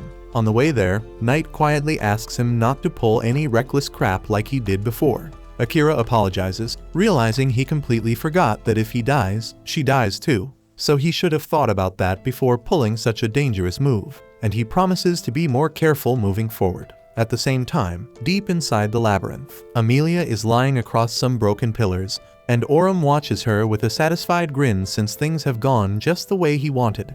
He explains that demons like him can use magic to control monsters, but he's never had the chance to try it on a humanoid before, so he was curious to see how it would affect her. While he couldn't take over her mind, the spell still managed to freeze her body, which made keeping her restrained a lot easier. Using a faint voice, Amelia asks why they're still stuck in the labyrinth. Aurum, feeling a bit bored, decides to entertain the question and sits down for a casual chat. He tells her that only second-rate demons have teleportation abilities, and since he's just a third-rate one, he has no choice but to wait until his superior arrives, and only then can they teleport her out of here. Amelia then asks where exactly they plan on taking her, but Aurum simply shrugs that he has no clue, and he swears he's not lying. He knows she's trying to dig for answers, but he's not bothered, and even if that assassin friend of hers comes storming in to save her, he's confident Akira doesn't stand a chance against him. Still, he assures her she won't be harmed since he's under strict orders to deliver her to the demon lord alive and unharmed, and he fully intends to follow those orders. Outside the labyrinth, Akira finally arrives, and the ring makes it clear that Amelia's definitely down there. So without wasting a second, he tells Knight to move fast. But just as they're about to head in, a girl suddenly calls out to him, asking to join in the mission to rescue Amelia. Akira immediately recognizes her as the one he briefly met during the hero parade, but there's no way she should know Amelia's in the labyrinth. So he doesn't hesitate and grabs her by the throat and demands to know how she found out. And he makes it very clear that whether she walks away from this or not depends entirely on what she says next, so she better choose her words carefully. Gasping and struggling for breath, the girl chokes out that she tracked Amelia's scent using her beast folk ability. The trail led her straight to this location, and it vanished at the entrance, so she assumed Amelia must be inside. Akira narrows his eyes, clearly not convinced, but Knight steps in and says it's actually normal for beast folk to develop scent tracking abilities, so her story could be legit. Akira eases up and drops the girl to the ground, then coldly demands to know who the hell she really is and why she's here. After catching her breath, the girl introduces herself as Leah Lagoon, the first princess of Uruk, She says she received intel that the demon lord had set his sights on Princess Amelia, so she came to warn them. But if that's true, Akira asks why the hell she didn't speak up the moment he and Amelia arrived in town. So Leah explains she didn't think anyone would believe her without hard evidence. She wanted to investigate and gather proof first. But before she could do that, the demons made their move. Akira still isn't sure if she's being honest, so he activates his scan skill to check her status. From what he can tell, she's not lying. But something in her stat window catches his eye, a unique skill. He asks what her spirit barrier ability does, and Leah is surprised he knows about that. But Akira shuts her down since he's the one asking questions here. She explains that while most barriers are fixed in place, her spirit barrier can be attached to things that move. Akira immediately asks if that includes people, and Leah confirms it.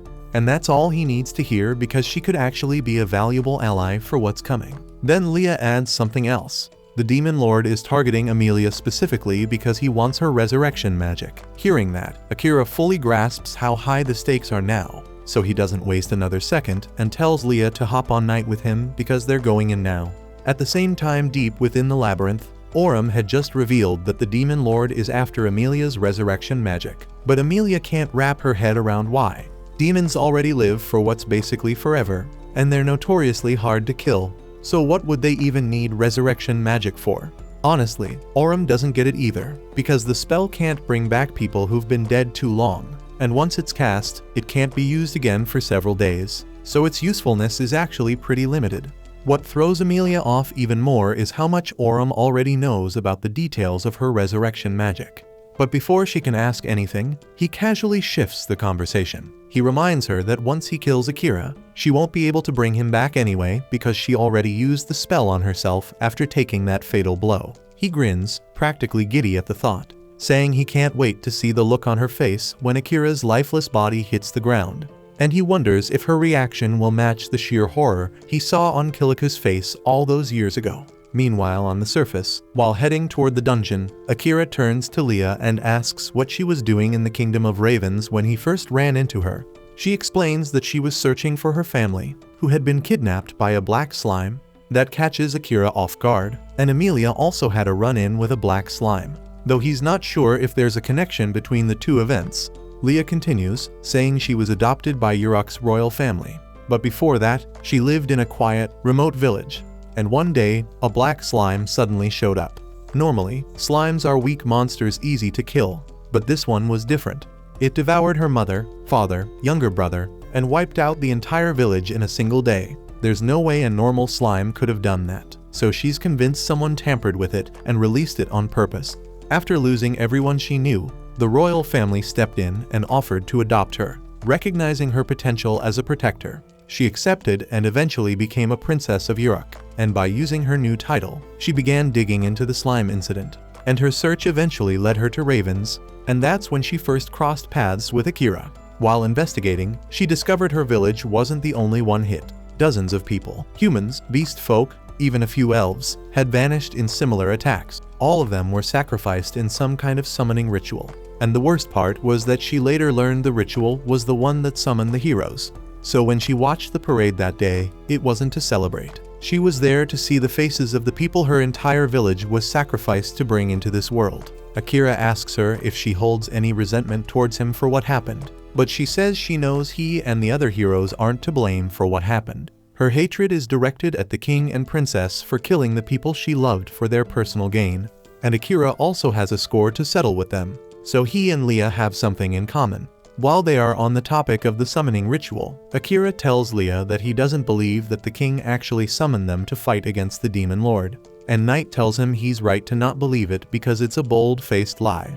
The demon continent hasn't attempted an attack on humanity in the past 100 years, and they have shown no signs of doing so either. So the king's claim of needing to summon heroes to fight back is complete bull. The group eventually arrives inside the labyrinth, and the way things work here is that you must defeat a certain number of monsters on each floor before you will be allowed to progress to the next. Akira says he can use his shadow magic to take care of the monsters quickly, but Knight tells him he can't do that. He's going to have to fight a demon when they find Amelia, so it's a bad idea to risk exhausting himself before they get there.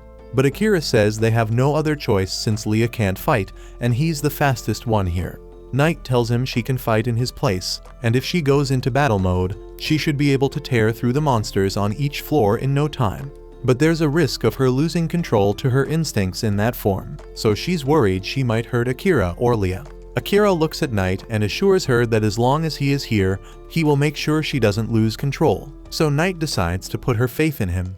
Knight then unleashes her full power and begins rampaging through the labyrinth with Akira and Leah on her back, and to make sure she doesn't lose control. Akira is using their mental link to keep her calm, since they've got time. He asks her why demons are so hated in the first place. So Knight explains that the first demons generally aren't bad people, but the first demon king did order an attack on the other nations. So ever since then, people have held disdain for demons.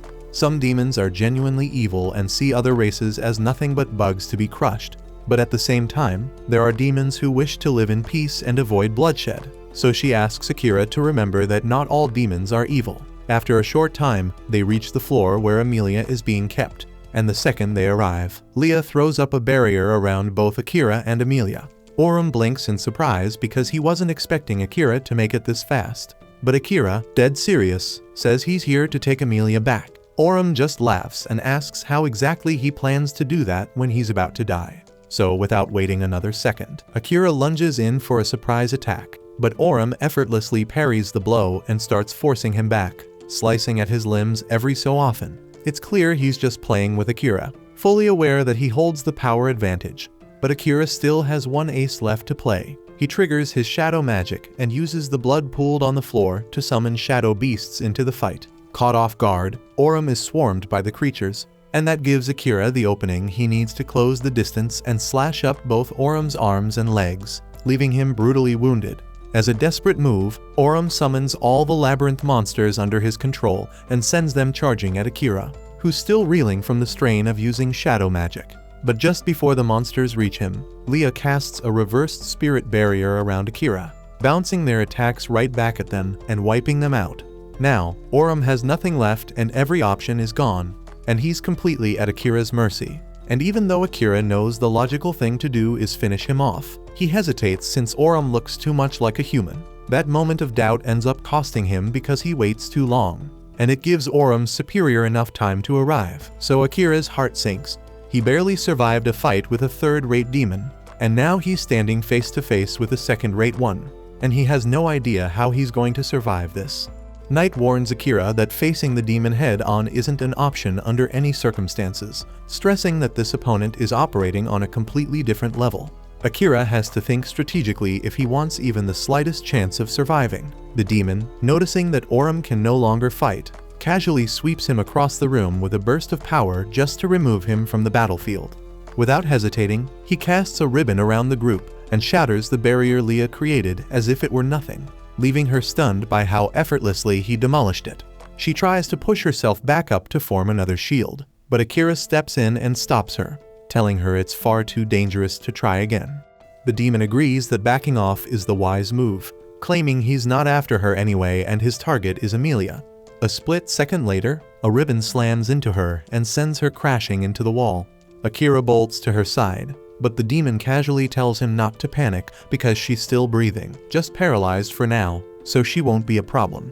Akira shoots him a death glare, and even though he's burning to retaliate for what he did to Amelia, he knows picking a fight now would be suicide. So instead, he starts plotting a way to bail, but Mihiro sees right through him, and since chasing someone through the dungeon sounds like a pain, he seals off every escape route. So now Akira's boxed in, forced to stand his ground. But the problem is that he already tapped into his shadow magic once, and he's running on fumes. And with how overpowered Mihiro is, there's no way hiding his presence will do any good. Then out of nowhere, the demon asks Akira if his family name is spelled the same as Oda Nobunaga's or if the kanji are different. The question hits Akira like a brick because the only way Mihiro could know something that's specific is if he's Japanese too, and he confirms it. He introduces himself as Abe Mihiro, saying his path here was a bit different from Akira's, but he's also from Japan. He admits it would have been nice to meet under better conditions, but right now, his mission is to capture Amelia, and if Akira stands in his damn way, he's going to have to kill him. Mihiro then activates his power and fires off a barrage of energy blasts, and Akira does his best to dodge. but Mihiro's in complete control of them, so one curves midair and slams into his shoulder. Dodging won't save him anymore, so Akira tries to close the gap and go in with his swords, but he's not quick enough to land a hit, and Mihiro fires another wave at him. Evading again would be pointless, so this time Akira activates a restricted version of his shadow magic, letting the energy disperse across his body instead of tearing through it. Mihiro looks intrigued because he's never seen magic like that before, but what he doesn't realize is that Akira's mana is nearly drained, which means he can't unleash it at full capacity. That's when Night finally calls out to him, saying she's managed to recover a bit of her strength and is ready to jump in. Mihiro recognizes her immediately and asks if she's actually turning on them now, and she confirms it without hesitation that she has no plans of ever going back to serving the Demon Lord. Then, using their mental link, she tells Akira that he needs to break their contract right now. Akira's completely lost, and he doesn't understand what she means, so Night explains that she's got a way to bring Mihiro down for good, but it'll cost her life. And as long as their bond is active, Akira dies too. She begs him to cut the contract so she can give up her life for his, but he shuts that down on the spot. Mihiro notices they're having some kind of silent conversation. He could easily interrupt and go for the kill, but curiosity gets the better of him, so he decides to wait and see what they're plotting.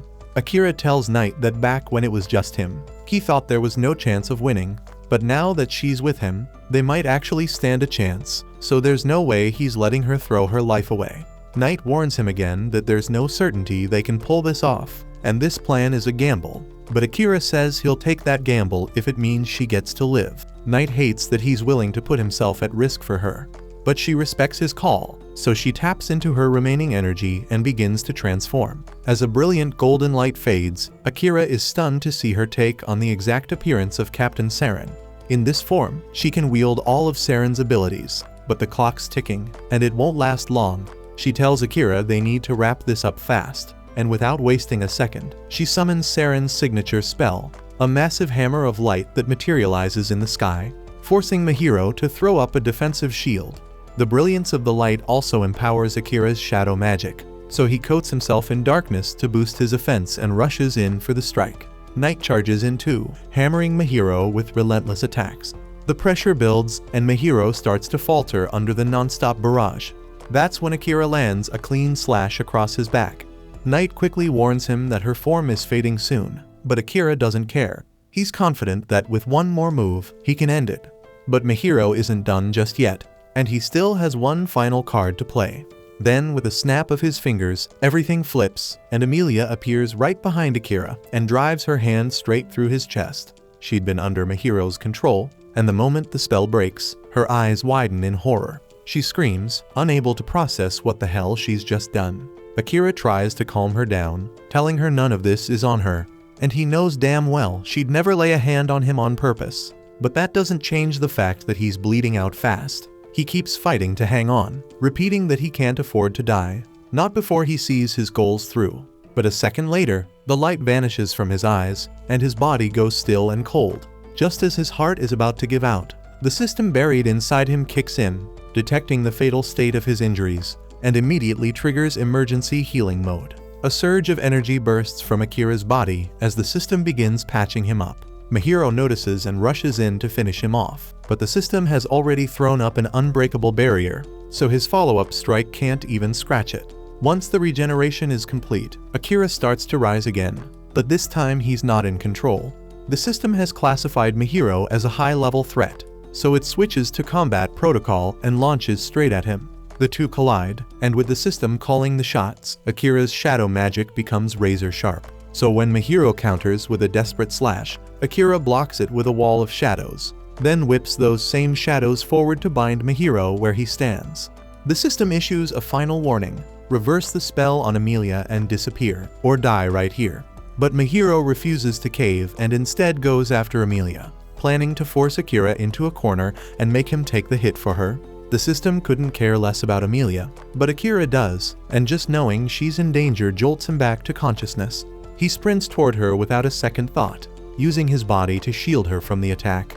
But just before the deadly spikes hit, Mihiro's magic fizzles out completely, and the one responsible is Crow.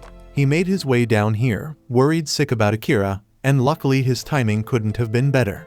Mihiro stares in disbelief because he was sure Crow had died decades ago. But here he is alive, standing tall, and clearly not someone Mihiro wants to pick a fight with right now. So he calls it quits, forms a teleportation circle, and vanishes from the battlefield with Orim. Akira breathes a sigh of relief knowing it's finally over and that Emilia is safe. But all that strain finally crashes down on him, and he blacks out.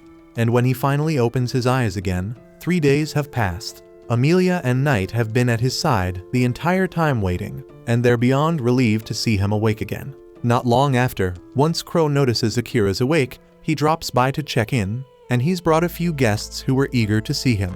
To Akira's surprise, those guests turn out to be his classmates. They explain they found out Akira was here because Jills has known Crow for a long time, and when they came to upgrade their gear, he told them about Akira's whereabouts. Akira lights up, genuinely happy to see they'd all managed to break free from the king's curse and escape the castle. They explained that it was Jills who undid every last curse, and for that, they couldn't be more grateful. Speaking of Jills, Akira asks if he's really allowed to be here, considering he might get in trouble for ditching his post. But Jills shrugs it off, saying there's nothing to worry about since he got kicked out of the Knights already. The king decided the order was getting in his way, so he disbanded them altogether. And honestly, that's exactly the kind of move Akira expected from him. Asahina steps up and tells Akira he's been waiting for this reunion, then asks if he'd be willing to join forces with them. But Knight immediately cuts in, saying she's the only partner Akira needs. Asahina snaps back, telling her to stay out of it, as Akira can speak for himself. Akira raises a hand and asks everyone to take it down a notch. And before he gives them an answer, he wants to hear what they plan to do next. Tsukasa explains that they've been thinking about going after the Demon Lord soon, but Knight scoffs at that, flat out saying they're nowhere near strong enough to pull that off. Yuki doesn't take the insult lightly and demands to know why Knight's been riding them so hard. Akira actually agrees with Knight's assessment, and they're still too weak for something that reckless, but her attitude isn't helping right now, so he politely asks her to step outside for a minute while he finishes the conversation. Once Knight leaves, Akira turns back to the group and asks why they're even planning to go after the Demon Lord. Tsukasa explains that if they pull it off, their influence will skyrocket, and they might finally have enough leverage to negotiate with the King of Redis, maybe even get him to send them home. After all, if he summoned them, there must be a way to reverse it. On paper, it sounds like a plan, but Akira's not buying it. For one, what gave them the impression that they could reason with a man who mind-controlled a bunch of kids and murdered Saren just to chase his own selfish goals? And even if the king does have a way to send them back, Akira refuses to make any deal with someone who sacrificed hundreds of innocent lives just to drag them into this world. At that point, the others ask Akira what his own plan is, since he must want to return to his world too.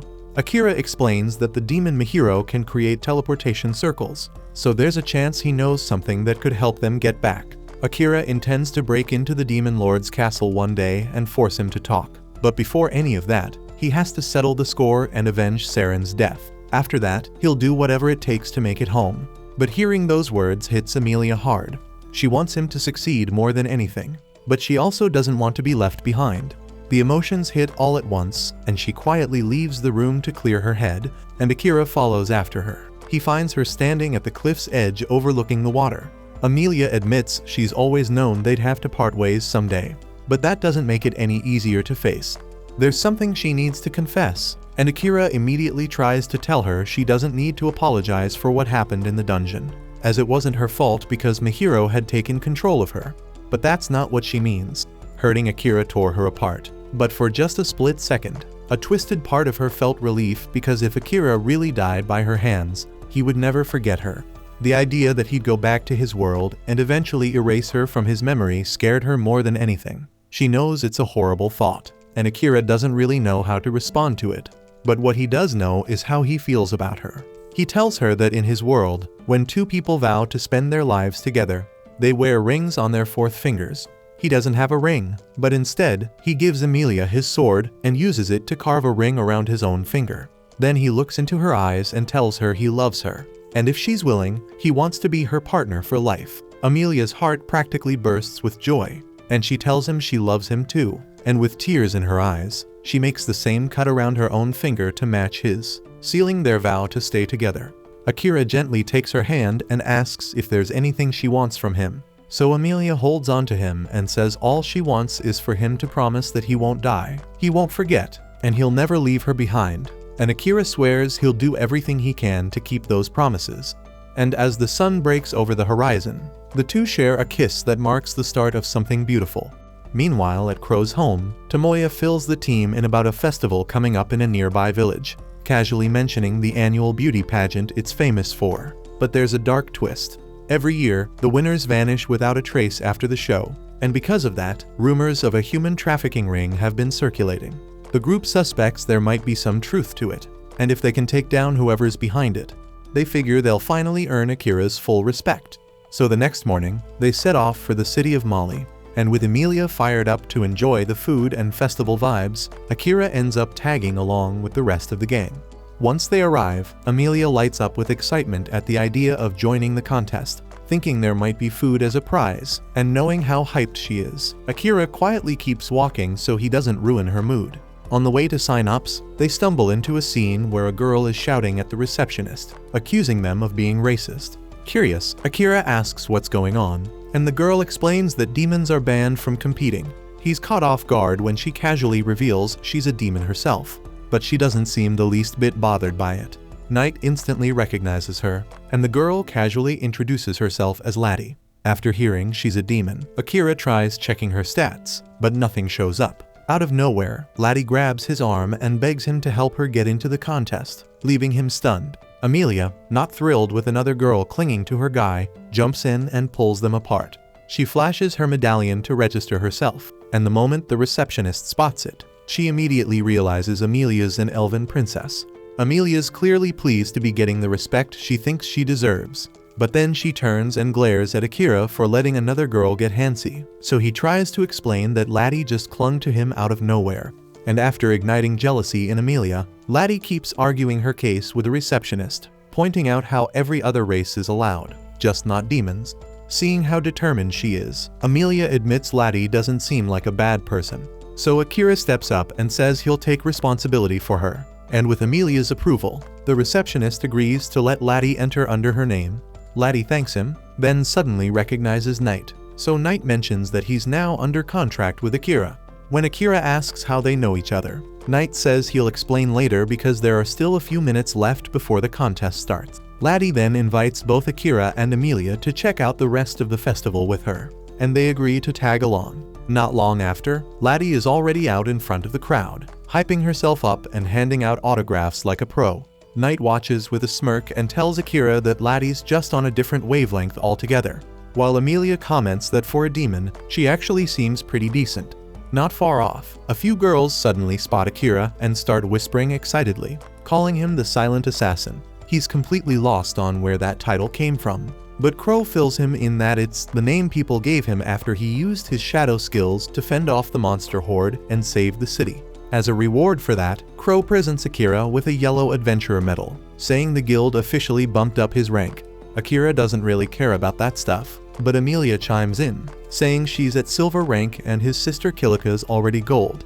The other students around him also mention their yellow rank now, letting Akira know they've got his back if he ever needs backup. Right then, Laddie calls out to Amelia and waves her over to try some snacks, so she eagerly heads off. Akira quietly tells Knight to tail her, just in case someone shady tries anything. He then wonders how Amelia got so chummy with Laddie so fast. So Crow points out that the trip to Mali took 2 full days, and they probably bonded somewhere along the way. Akira then asks what brought Crow to the festival in the first place, so Crow gets serious and brings up his late sister.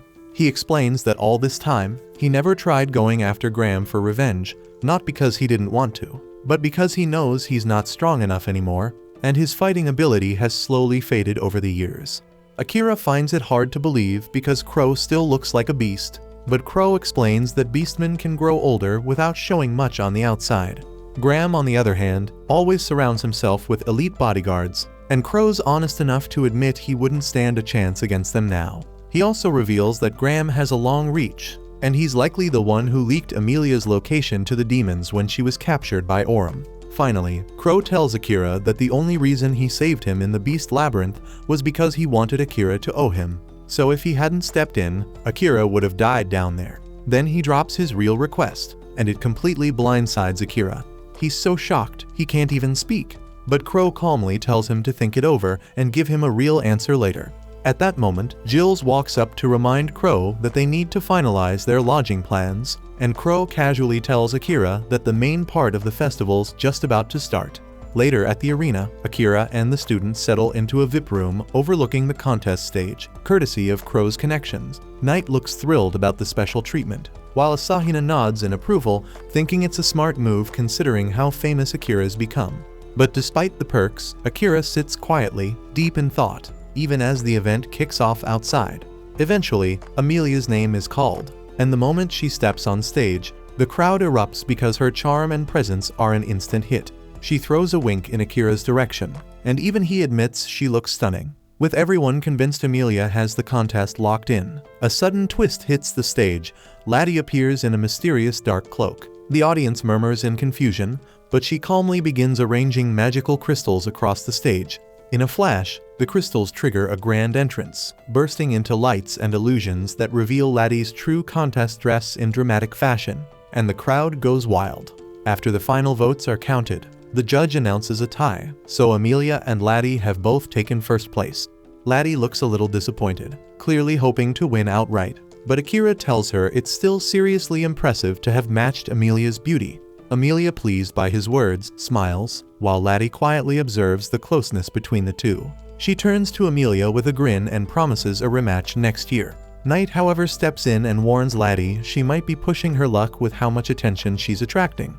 Laddie shrugs it off, saying she doesn't care because she ran away because she's still angry at her father. That catches Akira's attention, so he gets curious and asks Knight who her father is.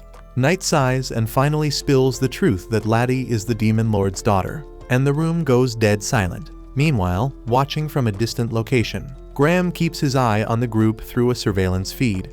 One of his guards asks if they should intervene, but Graham declines and says that there's no need for them to step in directly. Instead, he orders his smaller forces to move in, boasting that unlike the demons, he'll capture Amelia his own way. Later on, Akira finally manages to scan Laddie using his world eye, and what he sees stuns him because her stats are way beyond anything he expected.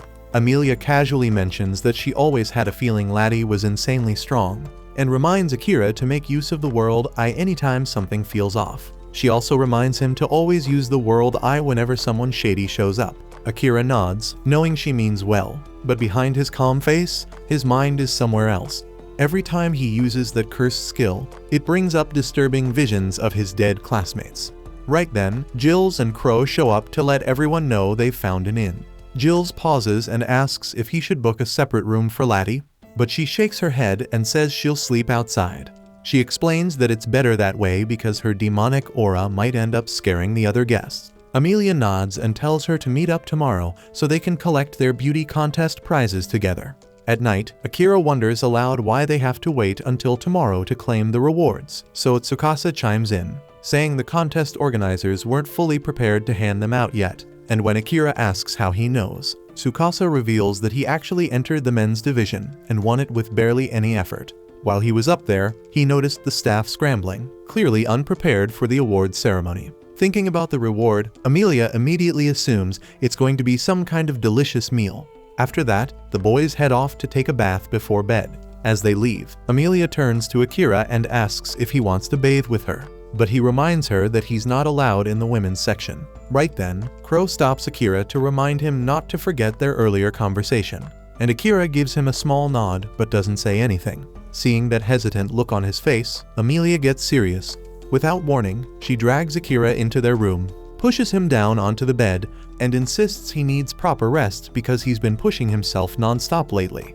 Akira tries to brush it off, saying he can go a few days without sleep, but Amelia isn't having it. She puts him to sleep with a forced sleep spell, whether he likes it or not. Once she steps outside, Crow is already waiting, and he can't help teasing her for being so aggressive. Amelia shoots him a glare and demands to know what kind of twisted ideas he planted in Akira's head. Crow calmly says all they did was talk business, but Amelia isn't convinced and warns him not to pressure Akira into doing things he doesn't want to do. Crow replies with a smirk, reminding her of what happened in the labyrinth, how Akira failed to kill Orim. He asks whether Akira hesitated because of his own values, or because someone else stopped him. Amelia refuses to answer and just tells Crow that Akira has the right to live however he wants, and no one, not even Crow, has the right to change that. But Crow calmly assures her that he never intended to force anything, and the decision is Akira's alone. Still, he adds, when the moment comes, Akira might end up abandoning those ideals and killing if it means protecting her. Amelia freezes because the idea that Akira might kill someone for her sake shakes her deeply. The following day, everyone sets out for the awards ceremony. Laddie wonders aloud where Akira is, and Amelia casually replies that he's passed out cold back at the hotel, so there's no need for him to tag along since it's just a formality. Meanwhile, Tsukasa quietly tells Asahina they should stay sharp because it's highly likely the traffickers will strike during the event, and with Akira out of the picture, they actually feel a bit relieved, thinking this might be their shot to finally step up and prove their own worth. After a short walk, they arrive and find themselves puzzled as to why an awards ceremony is inside such an old, creepy-looking building. As the group waits inside for the tournament staff to appear, a squad of masked men suddenly storms in. When the intruders ask for Amelia by name, she narrows her eyes, suspicious, so they announce they're here on Graham's orders to bring her in. But Amelia scoffs at the idea, snapping that she'd never stoop so low as to join a pathetic coward like him. Even though she clearly wants no part of it, the masked group doesn't back off, and they prepare to fight. Without a second thought, Amelia conjures crushing spheres of dense gravity that slam into them, pinning them to the ground. She then grabs their leader and demands answers, but he stays silent at first. But after a bit more magical persuasion, he spills that Graham had been snatching up former tournament champions, gutting them for their organs, and selling them off like merchandise. And even though whispers of this horror spread, the filthy noble always managed to bury the truth with bribes and hush money. Hearing that Graham planned to sell her like livestock makes Amelia boil with rage. Fuming, she tightens her grip on the magic spheres, ready to crush the entire squad to paste. But just as she's about to finish them off, Laddie rushes in and yells for her to stop. She tells Amelia that even scumbags like these probably have their reasons, their own twisted stories that led them here. In Laddie's eyes, being strong or weak doesn't define someone's worth, and every fighter deserves a fair shot. So she declares with conviction that she won't let anyone die right in front of her. Unbeknownst to them, Akira is silently witnessing everything through telepathic vision, since Amelia's sleep spell accidentally linked their minds. Then Laddie tells Amelia she can do whatever she wants when she's not around, but while she's here, she'll protect everyone, no matter who they are. From afar, Akira quietly agrees because he never wanted to see Amelia kill someone with his own eyes. Deep down, he's grateful that Laddie stopped her. But at the same time, he wonders if the roles were reversed. If one day he was the one forced to kill, how would Amelia look at him then? Sometime later, Akira shares a quiet moment with Jills and asks how he knows Crow. So Jills tells him that his mother used to be one of Crow's students, but the training was too harsh for her, and eventually, she lost her mind. And with his father already out of the picture, Crow had no choice but to step in and raise him himself. Jills says Crow became more than just a mentor. He sees him as a foster father and admits he owes the man everything. He also makes it clear that he doesn't blame Crow for what happened to his mother, and Akira agrees, saying that's the right way to see it. He comments that Crow comes off as a decent guy, and Jills agrees, saying he's helped a ton of people, including Akira himself. He adds that if Akira really wants to return the favor, he'd better move fast because the gloomy bastard doesn't have much time left. Right then, Knight disguised as a bird flies through the window and announces he's got big news. He tells Akira that Graham's sleazy goons have hidden surveillance magic all over the city, and they're tracking the beauty pageant winners like prey. Since Amelia took the crown this time, she's now under constant watch. That news hits Akira hard, making it clear he needs to stop dragging his feet and make a decision about Crow's request sooner than he wanted to. Akira then asks Jills about the magical devices that can record video and wants to know what they're called here. Jills casually says they're known as cameras, which stuns Akira for a moment. Knight chimes in and says the idea actually came from a past summoned hero,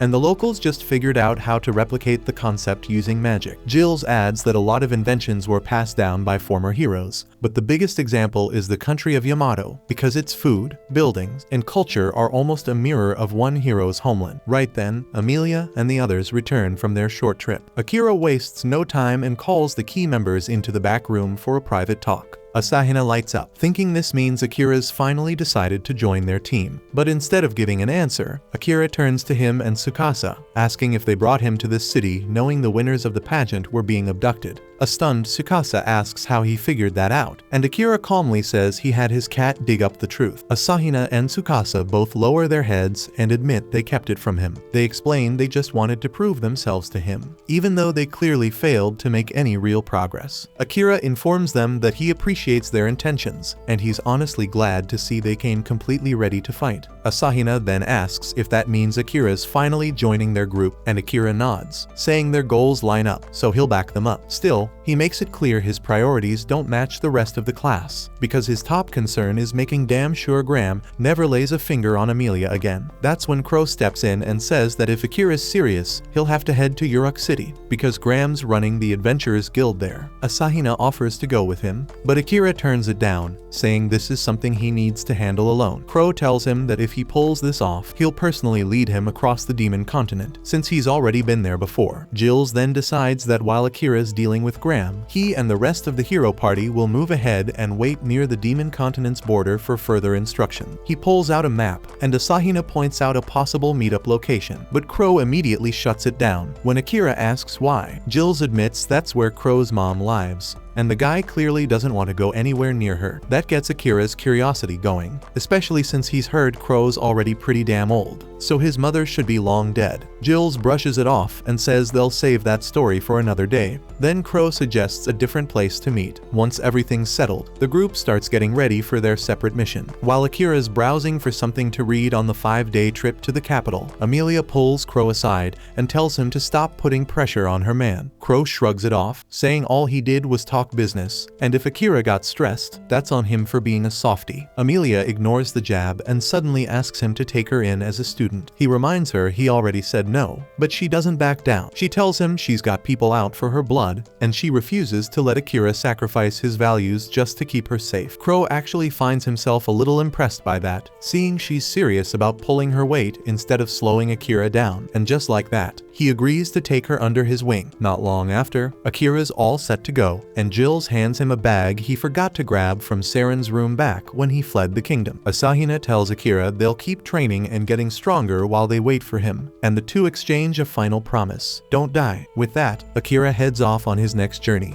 taking Amelia and Crow along for the ride. Crow begins training Amelia right inside the carriage, and she's so drained from the brutal pace that she dozes off the moment the lesson ends. Akira watches her pass out and asks Crow if he isn't pushing her a bit too hard, but Crow just shrugs and says that Amelia might be the most gifted student he's ever had. He admits he actually admires her a lot because he's heard the stories about her inventing resurrection magic and saving her homeland, and it left a big impact on him. He even tells Akira that he was so moved by her legend. He once named a neighbor's newborn using part of her name. Akira immediately connects the dots that Crow's talking about Princess Leia, and Crow confirms it. Then Akira asks why, if he respected Amelia that much. He was so cold to her earlier. Crow replies bluntly, she didn't live up to the hype, but after watching how well she's handled his lessons, his respect for her has started to return. He shares that the hero he once worked with used a spell that could instantly copy or nullify any magic used against them, and Crow actually managed to replicate it. Pulling off a feat like that requires total fluency in the ancient language, which is insanely hard to master. But Amelia is doing something even crazier. She's crafting an entirely new skill that lets her understand the ancient tongue on the fly. Akira comments that Crow must have been something else to learn it manually, and Crow says he just had time. Lots of it. He explains that beastmen naturally live twice as long as humans, and on top of that, his mother drank some strange potion while pregnant with him, doubling his lifespan again. So Akira finally understands, but then Crow adds that his long life hasn't meant much, and if he can just get revenge for his sister, he'll be ready to die without regrets. Meanwhile, Knight is off on his own, snooping around the Adventurers Guild and poking into the local government just as Akira ordered. That's when he runs into Laddie, who's also wandering around with no real direction. The second she hears Knight is digging into something, she scoops him up and insists she's going to help whether he likes it or not. Back with Akira's group, they finally arrive in Uruk City, the capital of the Beastman Kingdom. Crow tells Akira he'll go handle the in arrangements and and asks him to take Amelia out for some sightseeing in the meantime. Akira protests, saying he doesn't know a thing about the place, but Crow assures him that Leah is already on her way. He tells Akira to meet up at the giant fountain in the city center by evening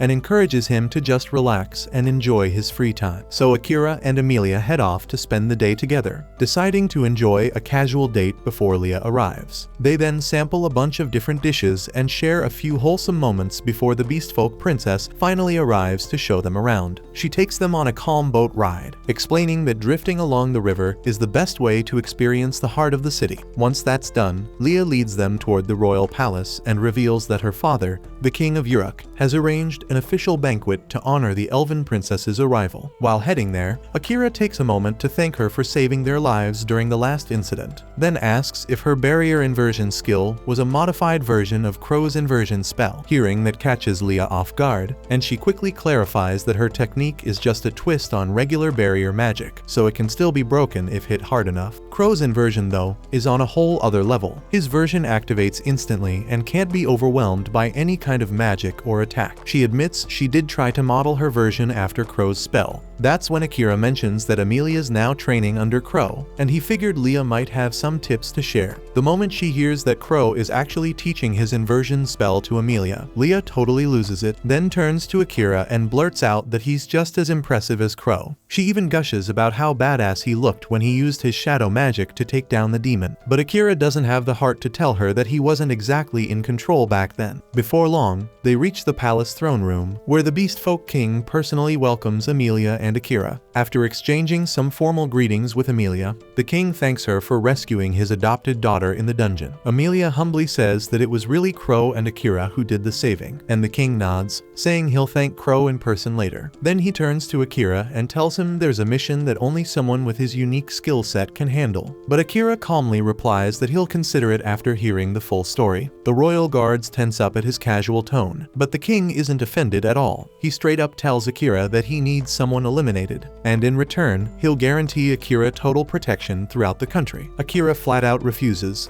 and that throws the king into a bit of a panic. Desperate, he ups the reward and begs him to deal with Graham, one way or another. Now it's Akira who's caught off guard, wondering why everyone seems hellbent on killing Graham. The king explains that while Graham was removed from his position as minister, he's still abusing his authority as the head of the Adventurers Guild. He's turning his mercenaries loose and stirring up chaos, which is wrecking the kingdom's image. But Akira just looks at the king and tells him point blank that it sounds like his damn problem, not his. The king again promises Akira full protection within the kingdom, but Akira bluntly replies that he doesn't need protection from someone weaker than him, and he's strong enough to take care of himself. That ticks off the Royal Knight commander, who snaps back, accusing Akira of not being as powerful as the rumors claim. Amelia instantly takes offense and gets ready to fight the commander herself, but Akira stops her, saying that proving his skills will shut everyone up faster. The centaur actually likes the sound of that and asks the king to authorize a duel between them. And despite Leah's protests, the king agrees, and the two men head for the arena to settle it. As soon as they arrive, Akira tosses his twin blades over to Amelia, which the centaur sees as a massive insult, thinking Akira is mocking him. The second the duel starts, the centaur charges in from the side and hurls chunks of rock to force Akira back. But Akira dodges effortlessly, sidesteps the centaur's rapid assault, and manages to hook a rope around one of his hind legs. That alone doesn't stop the commander, and he yanks Akira in close instead. Akira ducks under the heavy axe swing and uses the nearby structure to leap straight at the centaur, ending the fight in an instant. He shreds the commander's weapon and presses a blade to his throat, winning the duel clean. The king is thoroughly impressed, and Amelia tells him not to ever order Akira around again. The king accepts that, then suddenly turns on Amelia, mocking her for loving a human who won't live nearly as long as she will. His words hit deep, and she stays quiet and downcast as she and Akira leave the palace. He notices her mood and gently asks if she's okay, and Amelia quietly says that being with him makes her happy and that he's amazing. He thanks her for choosing him over staying with her people,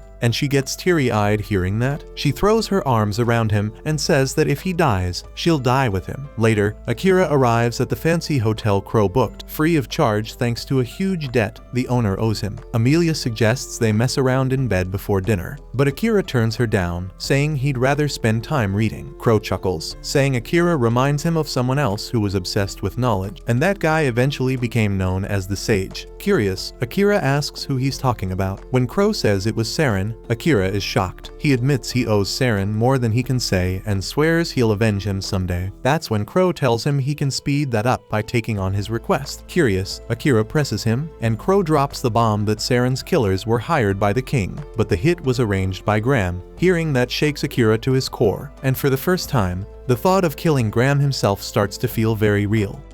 That concludes this episode. Thank you for watching. If you want to see the next part, be sure to subscribe to the channel and turn on the notification bell.